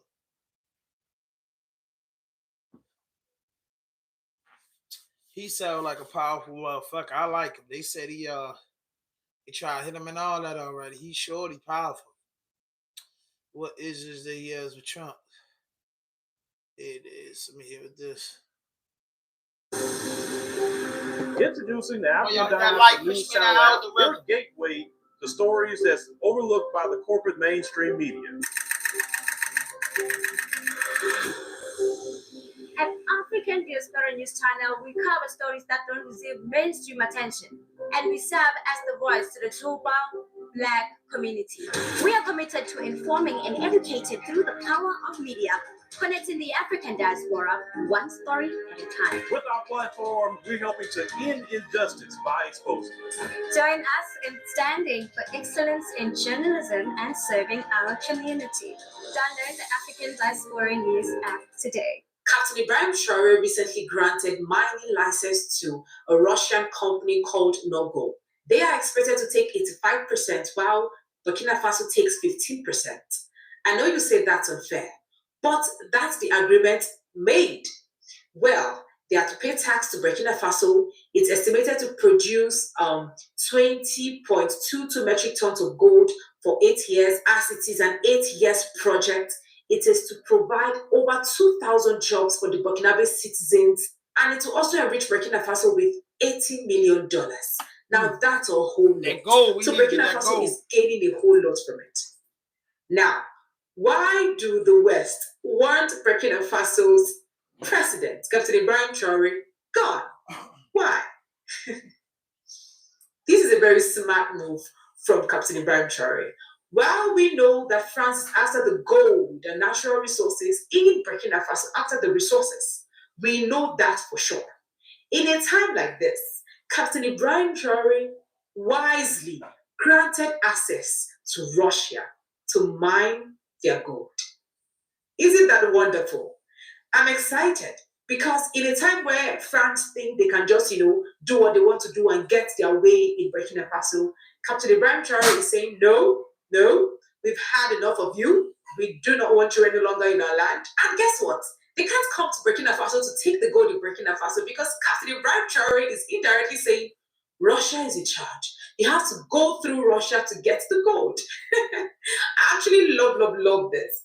Why do they want him dead? Again, you might ask. Well, Captain Ibrahim Traore started a movement that Ghana is interested in, a movement that some African countries are actually showing interest. We have Ghana, we have Chad, We have Namibia. They're all doing well, expelling France from their nation and doing excellently well. All of them see the good things that Captain Ibrahim Traore is doing, and they want to be like Captain Ibrahim Traore. They see what this young man is doing.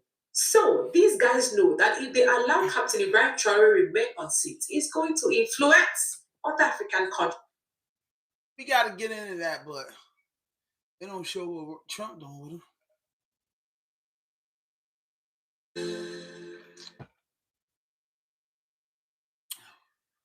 Let's get into Lil Durk. Let's get into Durk. We're going to get into Charleston White. Hold up. We get into Charleston White. So, the boy Charleston White made a comment about Lil Rodney's 5-year-old daughter. Now, I was watching some guy blogging about this, and I thought about this. Charleston White is real dangerous with his mouth, and the sword is a vicious thing. And I'm not gonna lie to you. I'm a hip hop guy. I like. Well, I'm gonna tell you a little bit about me. I'm a hip hop guy. I love hip hop. I love R&B. I love neo soul. I'm Muslim, but I love gospel music. You know what I'm saying? I just love music. I love entertainment. I love good movies. I love comedy. You know what I'm saying? I love good content. I love podcasts, radio shows, vlogs. You know what I'm saying? I like that type of stuff. So when I first heard of Charleston White, I thought dude was cool. In the early on, he was preaching the right thing. He was against, the law, and then he flipped the script. And when he flipped the script, he caught a bunny hop. And this bunny hop allowed him, I'm quite sure allowed him to get financially stable. And after he got into the bunny hop, he could never get out of character. And what I mean out of character is a persona. And that persona that he carried was disrespecting. And in some instances, I'm a grown man and I don't just listen to myself. I listen to what people say, and what people say counts a lot. And you have to listen before you can make an opinion. Try your hardest to listen to everything a person say. And I'm just gonna give an instance, just strongly to say maybe 3 years. Over the last 3 years since Charleston been on fire, his tongue has been a vicious sword. His disrespect has been out of this world. I got it at first, he talking trash to the killer rappers, and I got it at first, but then it just became extremely disrespectful. And with the Lil Rodney situation, he said some crazy things about the innocent 5-year-old girl. Where I say entertainment and whatever he on, and whatever he's off, or whatever he's thinking is beyond our world. Because with that type of thinking and that type of attitude, you can't love your people the way you say you love your people. You can't be a poor righteous teacher like you claim that you're a poor righteous teacher. You can't claim that you do the work that you do when you can say anything about a child after they've been murdered, after they've been assaulted. You know what I'm saying? After everything. You get what I'm saying? So you can't be that ignorant to say those things out your mouth. No money could help you out. You're not going to go viral for this. You're going to lose a lot of people. And, lately, content with, Charleston White coming up, it used to be like 1 million. Everything he used to do used to be big. He should just be a viral magnet. That bag was coming in. But I think that he talked himself under the roof. You know what I'm saying? He talked himself under the basement. And what I mean by that, he might have talked too much and did too much, where a lot of people fell back from it, the supporters that he had. And I just want to get a little bit of it, and I just say, damn, bro, the stuff about the little girl was just crazy. A lot of things that Charleston say out his mouth, was crazy and is unacceptable. But that's the way, America freedom of speech. Freedom of speech. He can say what he want to say. Every man, every woman has to be accountable for their own action. He got to stand on what he say. He got to be about his business, and that's on him. You get what I'm saying? It's not gonna go through my digestive system and make me shit. I'm not gonna lose no sleep over what Charleston White do. But just like all of us that do content and do journalism, whether we got the big numbers or whether we got the low numbers, we entitled to our own opinion. Anything you say can and will be used against you on the internet. So Charleston White say a lot of dumbass shit. I don't want it like that. If I gotta stay at under 5,000 and just entertain my people and get some crumbs from YouTube and keep grinding and working hard and do what I need to do as a man, I'm gonna do that. You get what I'm saying? But I want my shit clean, man. You get what I'm saying? Even though the world was built off of blood, sweat, and tears, my podcast was built off blood, sweat, and tears. But I refuse to really disrespect any culture, disrespect myself, or just disrespect the game for a little bit of paper. I'm gonna keep it as solid as I can. A couple times, being in front of these cameras and being YouTubing and vlogging, sometimes, it get to you. Sometimes, shit make you go crazy. But I know how to conduct myself. And that's what a lot of men and women got to know. You have to know how to conduct yourself on this internet, because after you dead and gone, this shit is still on the internet. You know what I mean? YouTube will be around year 300. Year 3000. When the year 3000 come and they doing they Y23K, when they doing the 3K, happy 3K, YouTube will just be the world's channel. YouTube will be on bulletin boards. YouTube will get bigger and bigger. YouTube will be around just as long as CBS, NBC, Fox, all these channels that have been around almost 100 years, and, Warner Brothers, all these big companies. This company, YouTube, that started, I think, came out of 2005, will make it the next 95 years. They will make it the next 95 years. From the day that they start, they will have a 100-year anniversary. You know what I'm saying? What it is, they came out of 05, so that will be 20 years. In 2030, YouTube about to have YouTube this year, whatever money came out makes YouTube 20-year anniversary, I'm thinking. So in 2030, it'll make it 25 years. So in 55, it'll be 50 years of YouTube. You know what I mean? In 2055, which is 30 years from now, it will be 50 years of YouTube. Damn.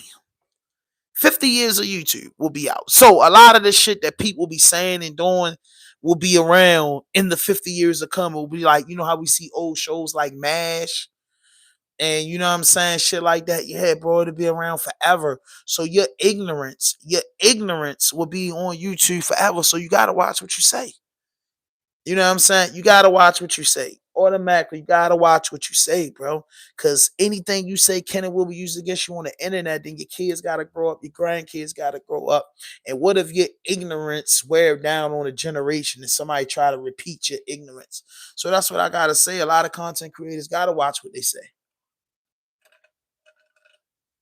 Corey Fields, what am I bugging about? Tell me, what am I bugging about? Fuck. Oh.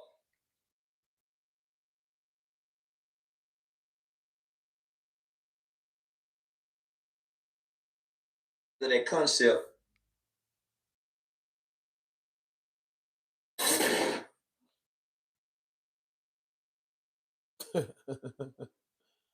Oh man, Cat Williams, that's my man. Let's do this Lil Durk update. Charleston gotta be cool, man. Let's see what they talking about, Lil Durk. I ain't got into. You see Lil Durk, little homie, crying like that? Like, you see Shorty crying when they caught him with the ratchet, and he said, I tell you about murders. Shorty said, I'll tell you about murders. Good God. Let's hear about this third bill hearing. So Lil Durk said, not one, not two, but the third time I could be released. Let's see what happens. Check out the paperwork. All right, before y'all head to bed. Lil Durk. All right, so let's do it this way. I'm gonna make the screen a little bigger because I can see, but I think where I need to make it bigger, I'll make it bigger. How about that? Christy O'Connell, Law Officer Christy O'Connell, and right here, Los Angeles, California. United States District Court, Central District of California, United States of America versus Durk Banks plaintiff. Application for review or reconsideration of order setting conditions of release or detention and requesting for hearing. Of course y'all would. So they want them to essentially look at the setting of conditions. That's what they put first. Now, if y'all want that, stick to the you know what? I'll put it right after this because we already know the conditions of which the security company would be operating in. But it's kind of like, I don't know, bro. It's kind of like, I don't want to say a Hail Mary, but this one got me scratching my head because there is no second paper that says anything. So it's not like they're putting out new information or anything like that. So let's just do it this way. Application is made by by defendant Durk Banks that a hearing be held to review reconsideration of the decision of Magistrate Judge Donahue by order dated 5/8/2025, denying release and imposing detention under subsection, and then they got to check for E of Title 18 USC 3142.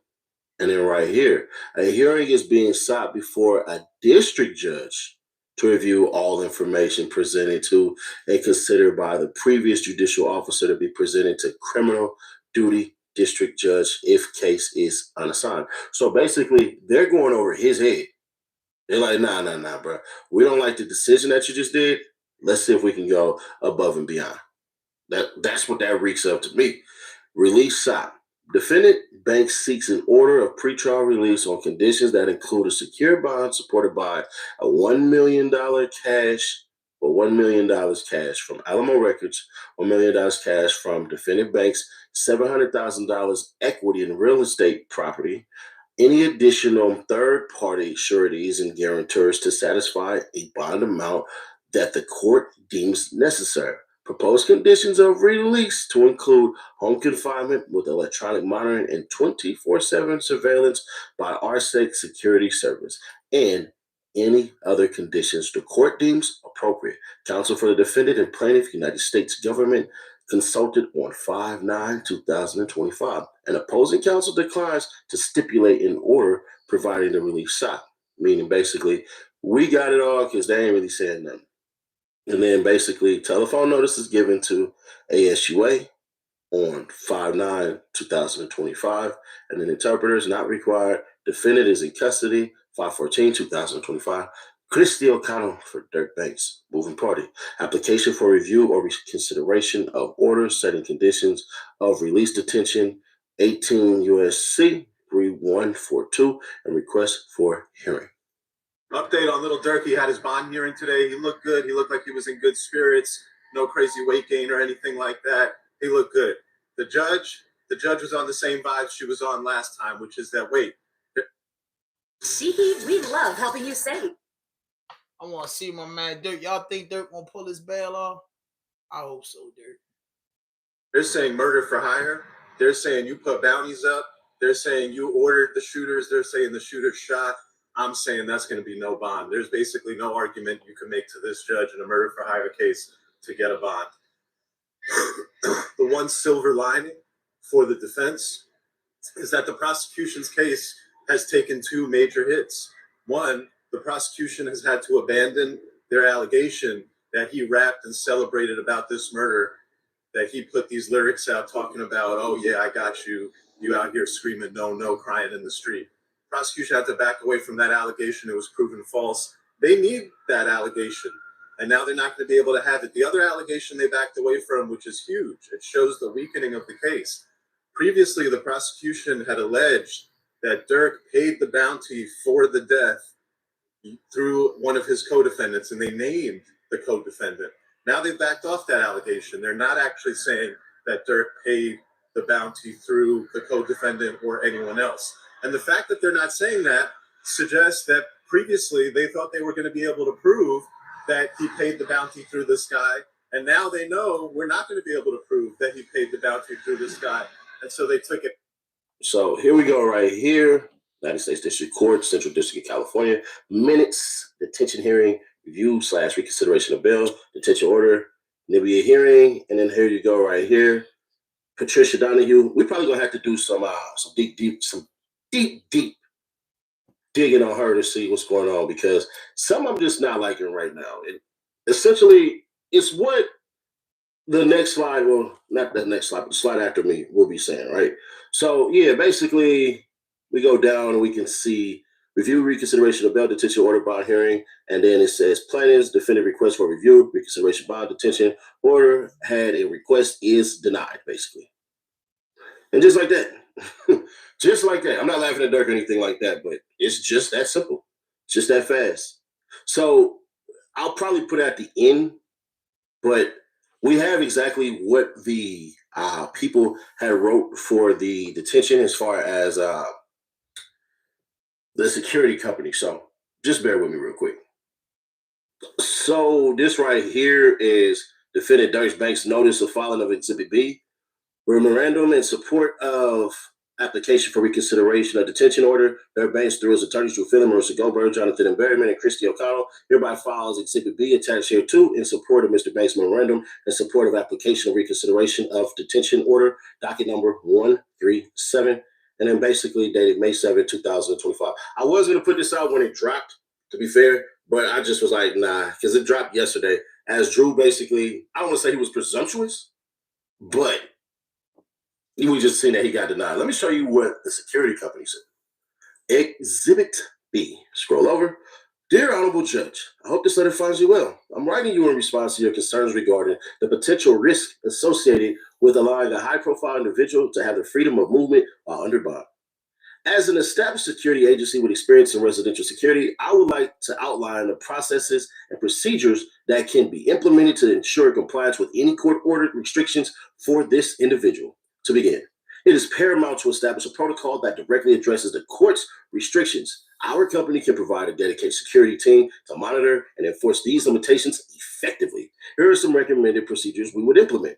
Clear protocol development. Before assuming the responsibility of security, we will work closely with relevant legal authorities, including your court, to understand the specific restrictions imposed. This will include a comprehensive review of any limitations on movement, communication, or interactions. Access control. The security team will manage access to the residence, ensuring that the only authorized individuals are permitted entry. We can implement visitor logs, ID verification processes, and restricted access within the property to maintain a controlled environment. Surveillance measures. Security cameras and monitoring systems within and around the property will allow for real-time oversight. Recorded footage can serve as documentation to support compliance with the court's directives.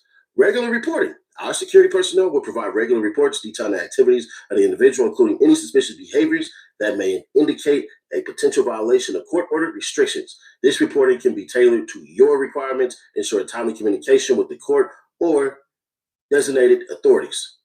Then here you go right here, page 3 of 3.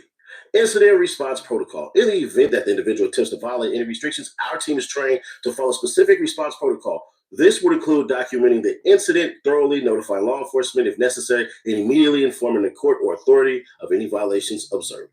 In conclusion, our company is prepared to implement these recommendations and establish a cooperative relationship with the court to ensure that the individual adheres strictly to all imposed restrictions. Our ultimate goal is to provide a safe, secure environment for the individual and his family while safeguarding the rights and conditions established by the court to remain compliant. If you have any further questions or would like to discuss specific aspects of our approach to residential security, please feel free to reach out. Sincerely, Michael, President RSA. Now, I know what y'all thinking, man. I know what y'all thinking. We all thinking it. Durk heard Duty Low got robbed and shot and was like, I gotta go save OTF. I'm super Durk. That has to be it, right? I'm joking, of course. Nah, they're basically, from how I read it, and I could be wrong, but I don't think I'm wrong on this one. I believe they said, we're going to go above your head to see if we can get another judge to essentially look at this. That's what you want to do. Why not? Why not? Y'all remember the NFL when Tom Brady had won his appeal with the district judge, and then the NFL went to a higher up judge and won that. And then the next step was for Tom Brady to go to the Supreme Court. And at that time, it was like, yeah, nah, let's just leave that alone. Anybody who's reading this or listening to this, some of the things you're going to say is, well, probably what 600 said. I ain't hear nobody say it, but I think people will start echoing this. Man, they just stealing Durk's money and all that. Well, they already hired. And there is no price when you're a millionaire to hire the best defense team that you can get. Look at Diddy's trial. So here's that. But also, don't nobody want to be in jail, in federal custody. There's going to be some people like, hey, bro, why he should spend more time doing this and doing that? Bro, what's wrong with writing this real quick? They have all the way up until October. So, yeah, if I can get out, let me get out. Yeah. You're going to miss 100% of the shots you don't take. So I'm not mad at it. I'm not tripping on it. I'm not looking at his side eye like, now do I think he's ultimately going to get it? No. But with another judge, possibly. Because we have to remember, the previous judge or the current sitting judge, basically said, hey, I ain't seeing it. I'm not believing it. I'm going to go ahead and leave that alone. So there's that. Added with, let's just be fair, square, obvious, and honest. There's a good amount of people who believe Durk did this. And there's a good amount of evidence to... The world is changing.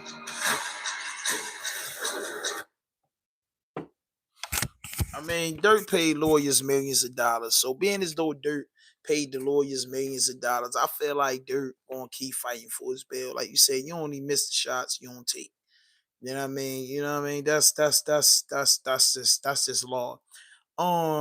Lord Durk in a sticky situation. I feel like his defense team proved a strong point. They did, and the prosecutors, ain't really in Durk's situation. But we gotta let the Lord Durk situation play out. Durk gotta sit. I think he up for trial in September, something like that. Around the time Melly go. So I think Durk gonna have a fast trial too. These dudes with money ain't really gonna be sitting 2-3 years waiting to go to court. So I think Durk's gonna go to trial this year or the top of next year, most definitely. So I think Durk, hold your money, Durk, sit it out, figure it out. You know what I mean? Durk picking 12. I don't think murder for hire. It's probably not going to come with no plea deals. Plea deals going to be at least 15 years or better. You know what I'm saying? I don't think Durk ready to take 15 years in prison. You know what I'm saying? 15 years in prison will bring him back on the streets in 2038. We seen BG come back, and I think Durk has the music that will touch the test of time. But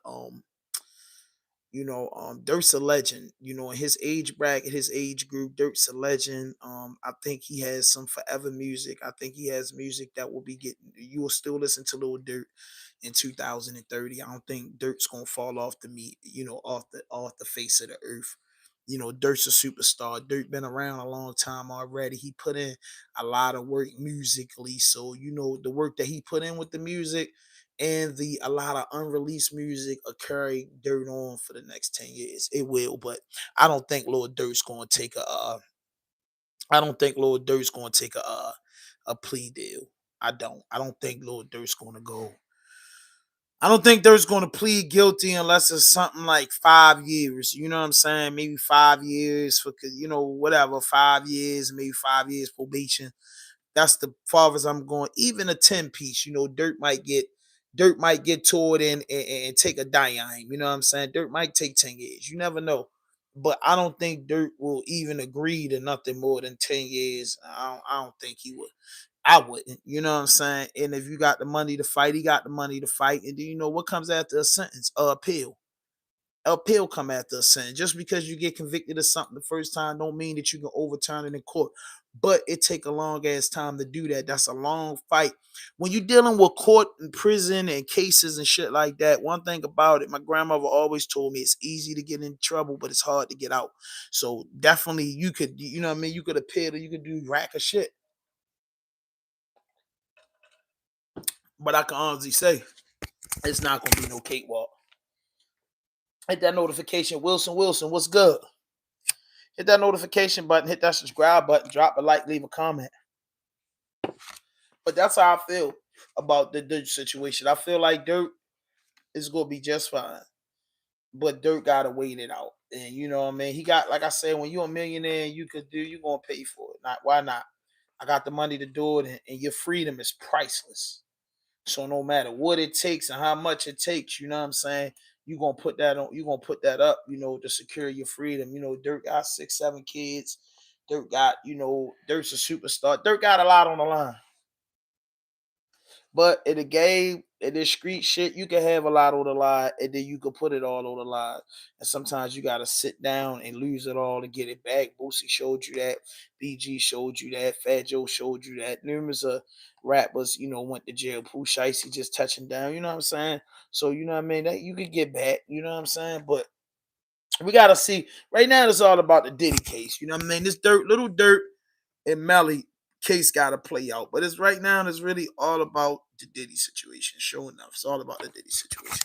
Please hit that notification button, hit that subscribe button, drop a like, leave a comment, man. No fuck shit, no fake shit, no foolish. Let's hear what Sonny Nash got to say. To the border. On my way to court, I'm getting the F out of here. I'm going to find somewhere I can go stay.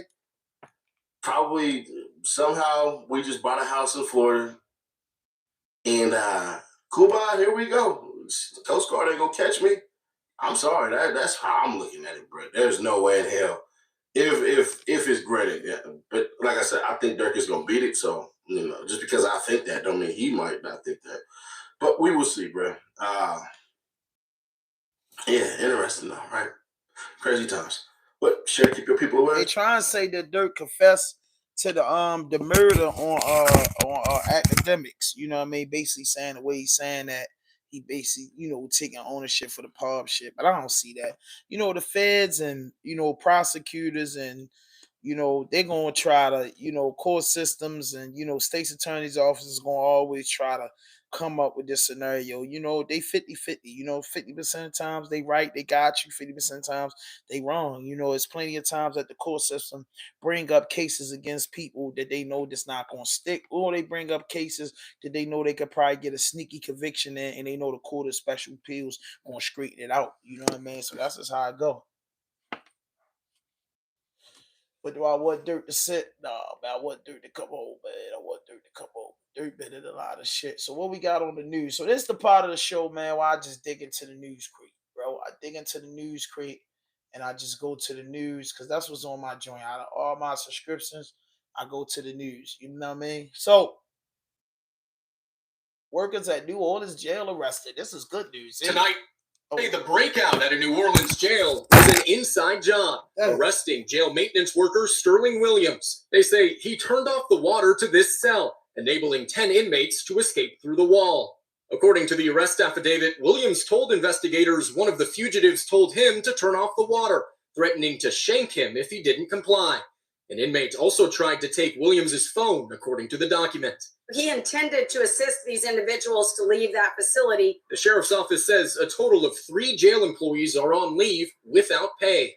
The police chief today with this message for anyone who aids the escapees. If they participate willfully and knowingly, they are going to be charged with serious felonies. 6 fugitives are still on the run, including a convicted killer. Police say 4 have been recaptured and arrested, all in New Orleans. The latest on Monday night, 21-year-old Gary Price. The sheriff who oversees the jail has been under fire for the response. Today, she apologized. I take full accountability for this failure. According to the jail's timeline, guards didn't notice the inmates were missing for more than 7 hours after their escape. The public wasn't notified for more than 10 hours. Look, if this jailbreak happened at 1, public should have known at 1:05. The public is your best friend. New Orleans District Attorney Jason Williams prosecuted the convicted killer, now on the loose. He says the sheriff's response puts the public at risk. Every single day that these men are at large, the public is in danger. Ryan, what is the latest on the manhunt at this hour? Well, Lester, the sheriff says they have more than 200 law enforcement personnel actively searching. The New Orleans police chief says they believe most of those fugitives are within city limits, and they are stressing the public is a crucial partner in this investigation, urging anyone who knows anything to contact law enforcement. Lester. Ryan Chandler, thanks. Thanks for watching. Stay updated about breaking news and top stories on the NBC News app or follow us on social media. Dang. I gotta get more on that dude, bro. Like, now that's something we could talk about. Burnt with her own boyfriend. Whoa. Man, we got some news to talk in, man. We in here, we locked and loaded, man. I gotta get back in the house. Let's hear what Law and Crime gotta say. A major update. A jail maintenance worker is under arrest in New Orleans, accused of being the man on the inside who helped 10 inmates escape. The worker allegedly turned off the water to allow the inmates to break open a hole and get to freedom. Now, on the outside, the search continues for several inmates. Another escaped New Orleans inmate is back in custody. This one's accused of attempted murder. And we have the moment his arrest was caught on camera. This image per WVUE on Instagram. He and several other inmates made a jailbreak that has been seen by millions on security camera footage from a jail in New Orleans. The majority of the men that you see running free are still on the run right now, including multiple accused of murder. There is no way people can get out of this facility without there being some type of lapse in security. There's no way. It's almost impossible, not completely, but almost impossible for anybody to get out of this facility without help from the outside. That video, per WWL-TV, the sheriff, says it would take a lot to escape her jail. But what the inmates apparently wrote on the wall on their way out begs to differ. And now hundreds of members of law enforcement across multiple states are on the hunt for those still at large. We're on the case, presented by Law and Crime. I'm Chris Stewart. If you were incarcerated at a Maryland juvenile detention center, you may qualify for compensation from a state-established fund over.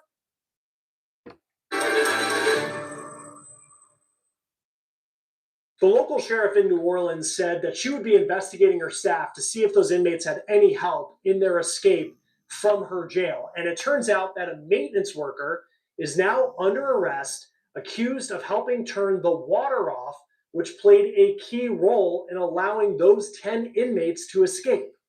Sterling Williams is 33 years old. He's a maintenance worker at the jail, and he allegedly turned off the water, which allowed the inmates to move the toilet in front of the hole that they carved into the wall. This is his mugshot per the Louisiana Attorney General. An inmate allegedly told Williams to turn the water off, and the Attorney General says instead of reporting that inmate, he turned the water off, allowing the 10 to carry out their plan. Williams is now booked on 10 counts of principal to simple escape and 1 count of malfeasance in office. Jail records show he is not being held at the facility where he once worked, but is now being held in a separate parish. Here are those inmates, and at the time of this recording, you can see several of the 10 are still on the run. And there are major questions about what kind of help these inmates may have received to pull off this jailbreak. And there's also questions about who may be helping them on the outside. I want you to look at this picture. This is of Robert Moody, one of the first inmates to be arrested after the jailbreak. And you can see when he was arrested, he wasn't in prison garb anymore. He found street clothes. Moody only made it, though, about 7 miles from the jail. Moody was in jail on weapons and drug charges. Another inmate that was taken back into custody, also wearing full street clothes, ready to blend in with everybody else, was Kendall Miles. This is a screen grab from video posted by the group Project NOLA, which run cameras throughout the city and uses facial recognition technology in hopes of cutting down on crime. This is Kendall Miles walking through New Orleans' French Quarter. That is right in the heart of the tourist district of the city. Here's Miles being taken back into custody by Louisiana State Police. They say that Miles tried to run when they spotted him. The French Quarter, again, only a short distance from jail, so no one really has made it, it seems, that far from the jail when they were arrested. According to WDSU-TV, Miles is facing charges of attempted murder and carjacking for allegedly shooting a victim twice and taking his car. Another inmate captured is DeKeenan Dennis. He was arrested in the same area of New Orleans as Robert Moody, just about 7 miles from the jail, and Dennis is accused of armed robbery and illegal possession of weapons. Then there's Gary Price. He's accused of attempted murder as well. He was captured in East New Orleans. He was found in a vacant home. KVUE got this surveillance image from a home. They posted it on Instagram. This is from across the street. You can see in the top left corner of your screen, law enforcement taking Price back into custody. None of the inmates who at this point have been captured made it that far from the jail they escaped from. But a big problem for law enforcement is just how long of a head start they had because of how long it took the sheriff and her deputies to realize that 10 inmates were gone from their jail.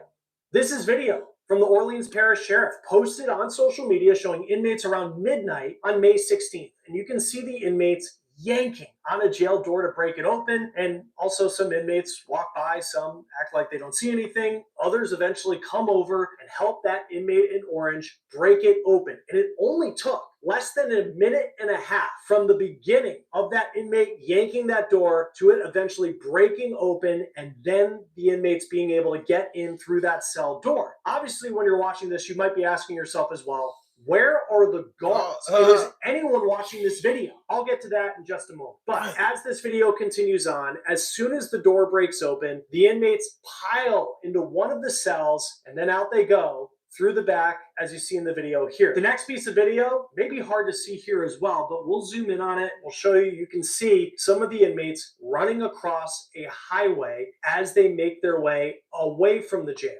Now, as to why it didn't seem like there were any guards that were watching any of this play out, what looked like in plain sight in the video when you watch it, well, the sheriff says the person who was responsible for watching the overnight feed of video stepped out to grab a bite to eat at the time that those inmates started their escape.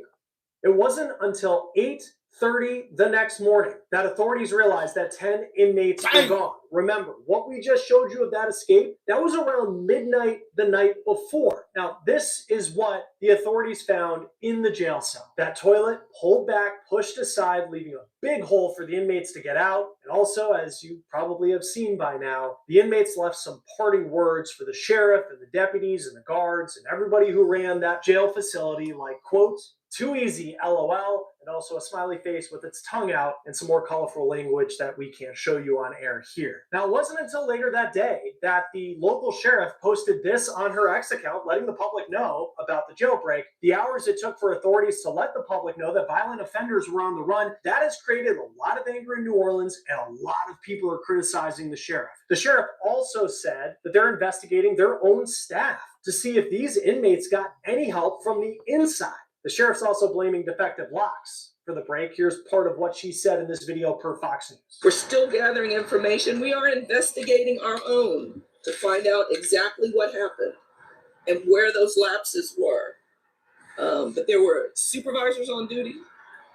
There were lower level folks on duty, and they all had a job to do. The authorities also say the inmates used blankets to get over the barbed wire on the outside fencing. Of the inmates that are left, 4 of them are charged with second-degree murder. Corey Boyd, Lenton Van Buren, Jermaine Donald, and Derek Groves. Groves killed 2 people on Mardi Gras in 2018. He also shot 2 others. He was convicted of that crime last year, and he was awaiting sentencing, which is why he was at the jail and not in a state DOC facility. WWL TV reports that the families of his victims, they've gone into hiding, and they also say the authorities never contacted them about him escaping. Lenton Van Buren is another one of the murder suspects at large. He was arrested in 2021 for a murder. He's pleaded not guilty. Jermaine Donald is accused of second-degree murder, and Corey Boyd is charged with second-degree murder for allegedly shooting a man who tried to stop a car burglary, according to NOLA.com, in 2024. Not only are murder victims' families going into hiding, but also the local district attorney in New Orleans told local media that he has staff members leaving town with their families because some of the people who escaped are people who they prosecuted. There is plenty of blame likely to go around for how this could happen. But specifically, who should be blamed for this depends on who you ask in New Orleans right now. The sheriff is taking a lot of heat. There are calls for her to resign. She, though, says this jail has had problems that go beyond her job. She says the jail is only 60% of the staff that it needs. She also believes that the inmates may have had help from the inside. As far as why it, though, took so many hours for her agency to let the public know that these violent offenders were free, she claims they needed time to figure out what happened once they realized the inmates were gone, which again was several hours after the jailbreak. Louisiana's governor is putting a lot of the blame on those who are in charge of the jail, and that includes the sheriff. Here's part of what he said per Fox. I've also ordered the Department of Corrections to audit the Orleans Parish Correctional Facility for compliance with basic jail guidelines. Nowadays, after the inmates became fugitives, the reward is rising for people to come forward with information on the whereabouts of the remaining fugitives. Right now, the FBI is offering a $10,000 reward, and the ATF and Crime Stoppers are also offering rewards of $5,000. Another issue, according to the governor, is that several of the inmates were set to be transferred to a state prison to serve sentencing, but they were still being held in the jail facility, which is meant to be temporary. The governor said all DOC inmates at that facility are now being moved out. As for the fugitives who have been caught thus far, they are being taken to facilities away from New Orleans. The state police posted these pictures of Gary Dang. Them boys did that. Jesus. Hold up, let me go back. Them boys did that. Dang. Them boys going crazy. Damn. Sheriff won't sign down. Damn, shorty. Them boys got out of that joint, bro. They got out of that joint, bro. I ain't gonna lie to you. They got out of that parish joint. They ain't even joking. A maintenance worker at the New Orleans jail is now arrested, accused of helping 10 inmates escape last week. Louisiana Attorney General Liz Murrill announcing that 33-year-old Sterling Williams was booked into jail this morning. Officials say Williams admitted he turned off the water to the cell where the inmates escaped from after he told investigators one inmate threatened to shank him if he didn't. 10 violent offenders don't make their way into a pod made for two and make good their escape through concrete, rebar, and barbed wire without there being some sort of inside assistance. Investigators say the inmates ripped the toilet off the hinges to crawl through a wall. Williams now facing 10 counts of principal to simple escape and 1 count of malfeasance in office. 10 inmates escaped around 1 a.m. Friday. Officials say a jail staffer assigned to the area where the inmates escaped from was grabbing food when the inmates crawled through that hole behind the toilet. Police say one of them, 21-year-old Gary C. Price, was taken back into custody last night. His capture seen here on this home security video. You can see Price coming out of the house with his hands raised, a SWAT team in the driveway with guns drawn. The chief of police telling ABC News they believe some of the remaining fugitives are still in New Orleans. Some of them have murder backgrounds, and so all of them are considered very dangerous and probably potentially armed at this time. At least 4 other jail employees have been suspended as part of the investigation. In Los Angeles, Jacqueline Lee, ABC 7 Eyewitness News. Damn, shorty.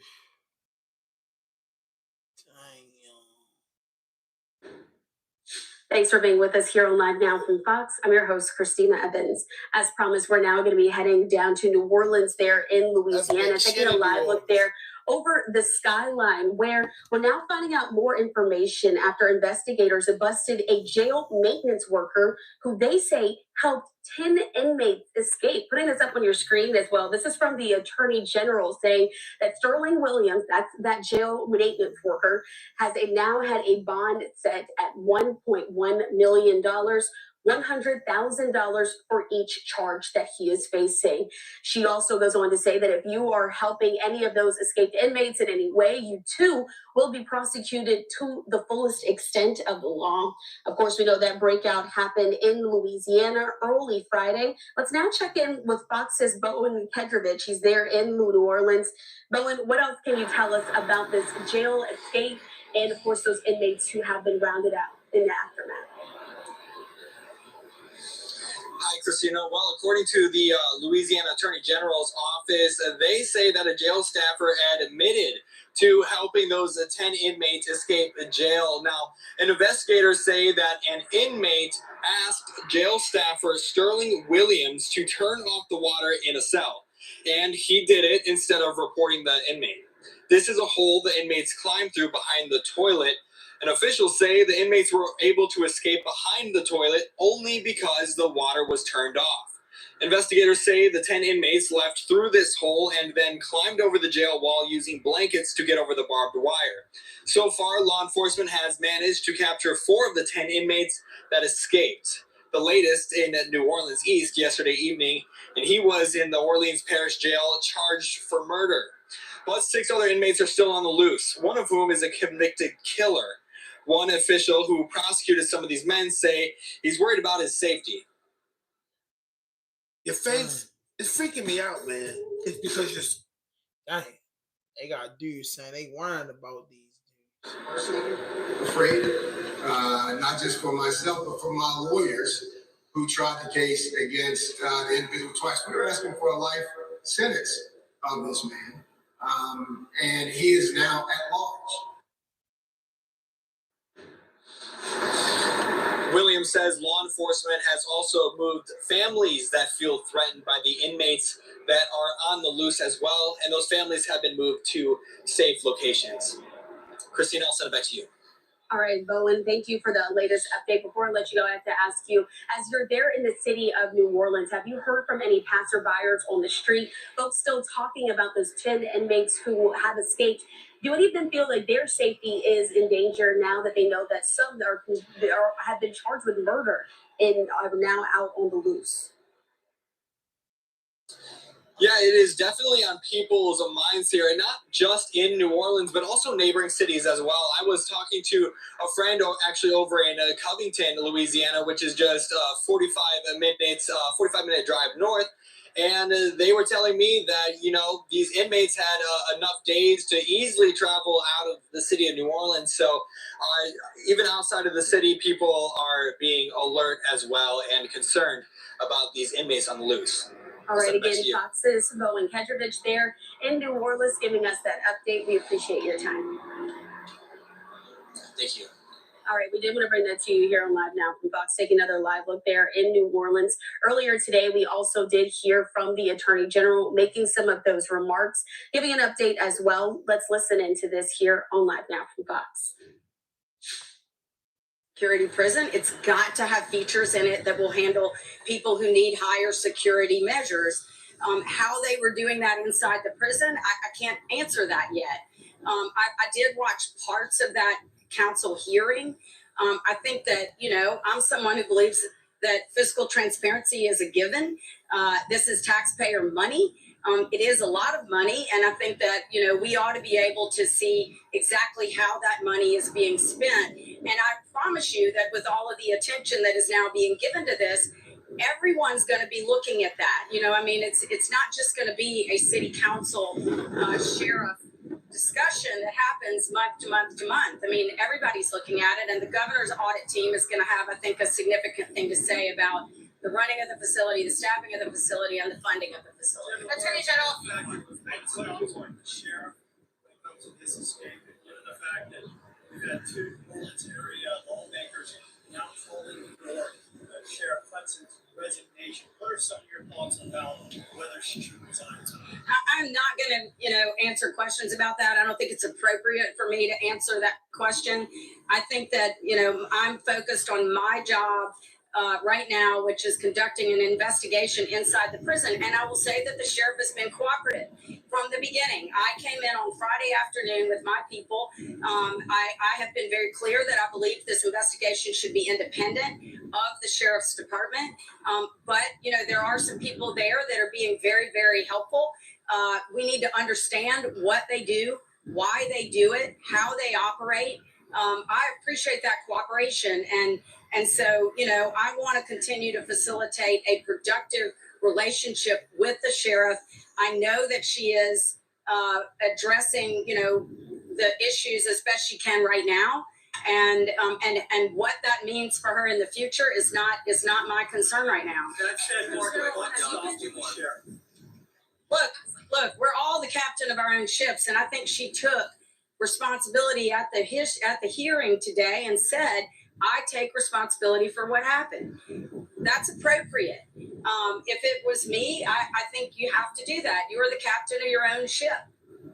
Attorney General, I know that 3 of 4 of the inmates, the victims, has your office been in contact with any of them? Them boys broke out of jail in New Orleans, and then they got a motherfucking goddamn everybody getting fired down that motherfucker. That joint crazy. No obvious reaction from David Lithicum. His family and friends, though, appeared stunned by the length of the sentence. Prosecutors are pleased. Judge Garrett Glennon characterized David Lithicum as a dangerous man. He described the 2-day manhunt as horrific. He then sentenced him to 2 consecutive life sentences plus 30 years. We are satisfied. I mean, I think Judge Glennon gave very careful consideration to the appropriate punishment to impose in this case, and I have absolutely no qualms with what he did. In February 2023, Lithicum's father called 911, reporting his son was suicidal and armed. When officers arrived, Lithicum fired at them, striking one. He then led officers on a 2-day manhunt that stretched from Baltimore to Harford counties. During that manhunt, Lithicum shot and critically wounded a detective before stealing his truck. Officers spoke and read emotional impact statements at sentencing. By the grace of God, we got out of that house alive. I still feel stuck on that staircase, running forever. They said they have a constant replay of what happened and suffer from PTSD symptoms. Prosecutors also recall the severity of the gunshot wounds. While nothing that the court could have done could take away what the defendant did to those officers who were just doing their jobs, I think that the sentence and the convictions are vindicating. Lithicum's defense team argued he suffers from severe depression and endured multiple traumas growing up. These include sexual abuse, bullying, learning disorders. He had suicidal thoughts starting at age 10. Family and friends made emotional impact statements describing him as a gentle soul. So today, the court and the state punished a mentally ill person for what was in large part a botched response to a mental health crisis. The defense read an apology from Lithicum. I'm sorry. I never intended for anyone other than myself to be harmed. Incarceration feels like a lifetime. I want to better myself, start a business. I can't do any of that in prison. And while David had today the maturity and the introspection to apologize to the police officers for any harm that they caused, the police and the state completely failed to take any responsibility or accountability for their actions and their lack of a good response to a mental health crisis. The defense is appealing. The judge agreed to recommend Lithicum serve time at Patuxent Institution. Reporting from Circuit Court in Towson, David Collins, WBAL TV 11 News.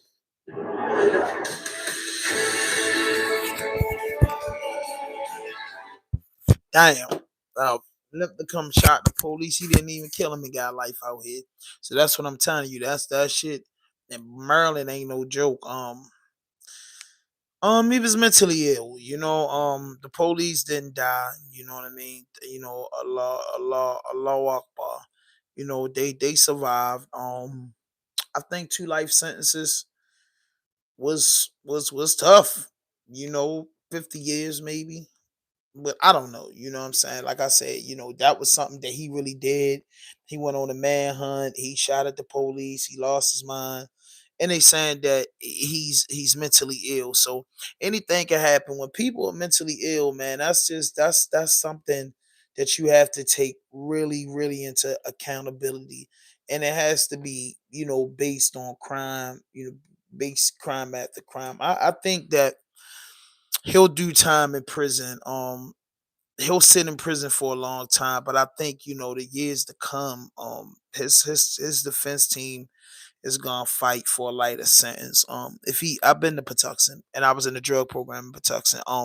He go to Patuxent Institute if they accept him in the EP program and he makes the program, then he stands a chance of coming home. But it's hard, I think, to get in there with a life sentence without parole.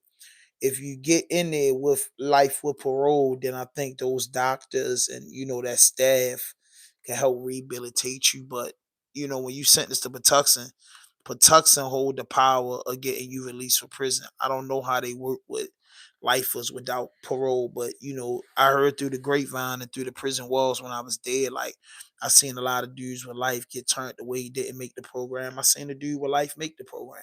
So you know, it's case by case. But I know Nicholas Brown didn't get accepted in a program because he had multiple life sentences.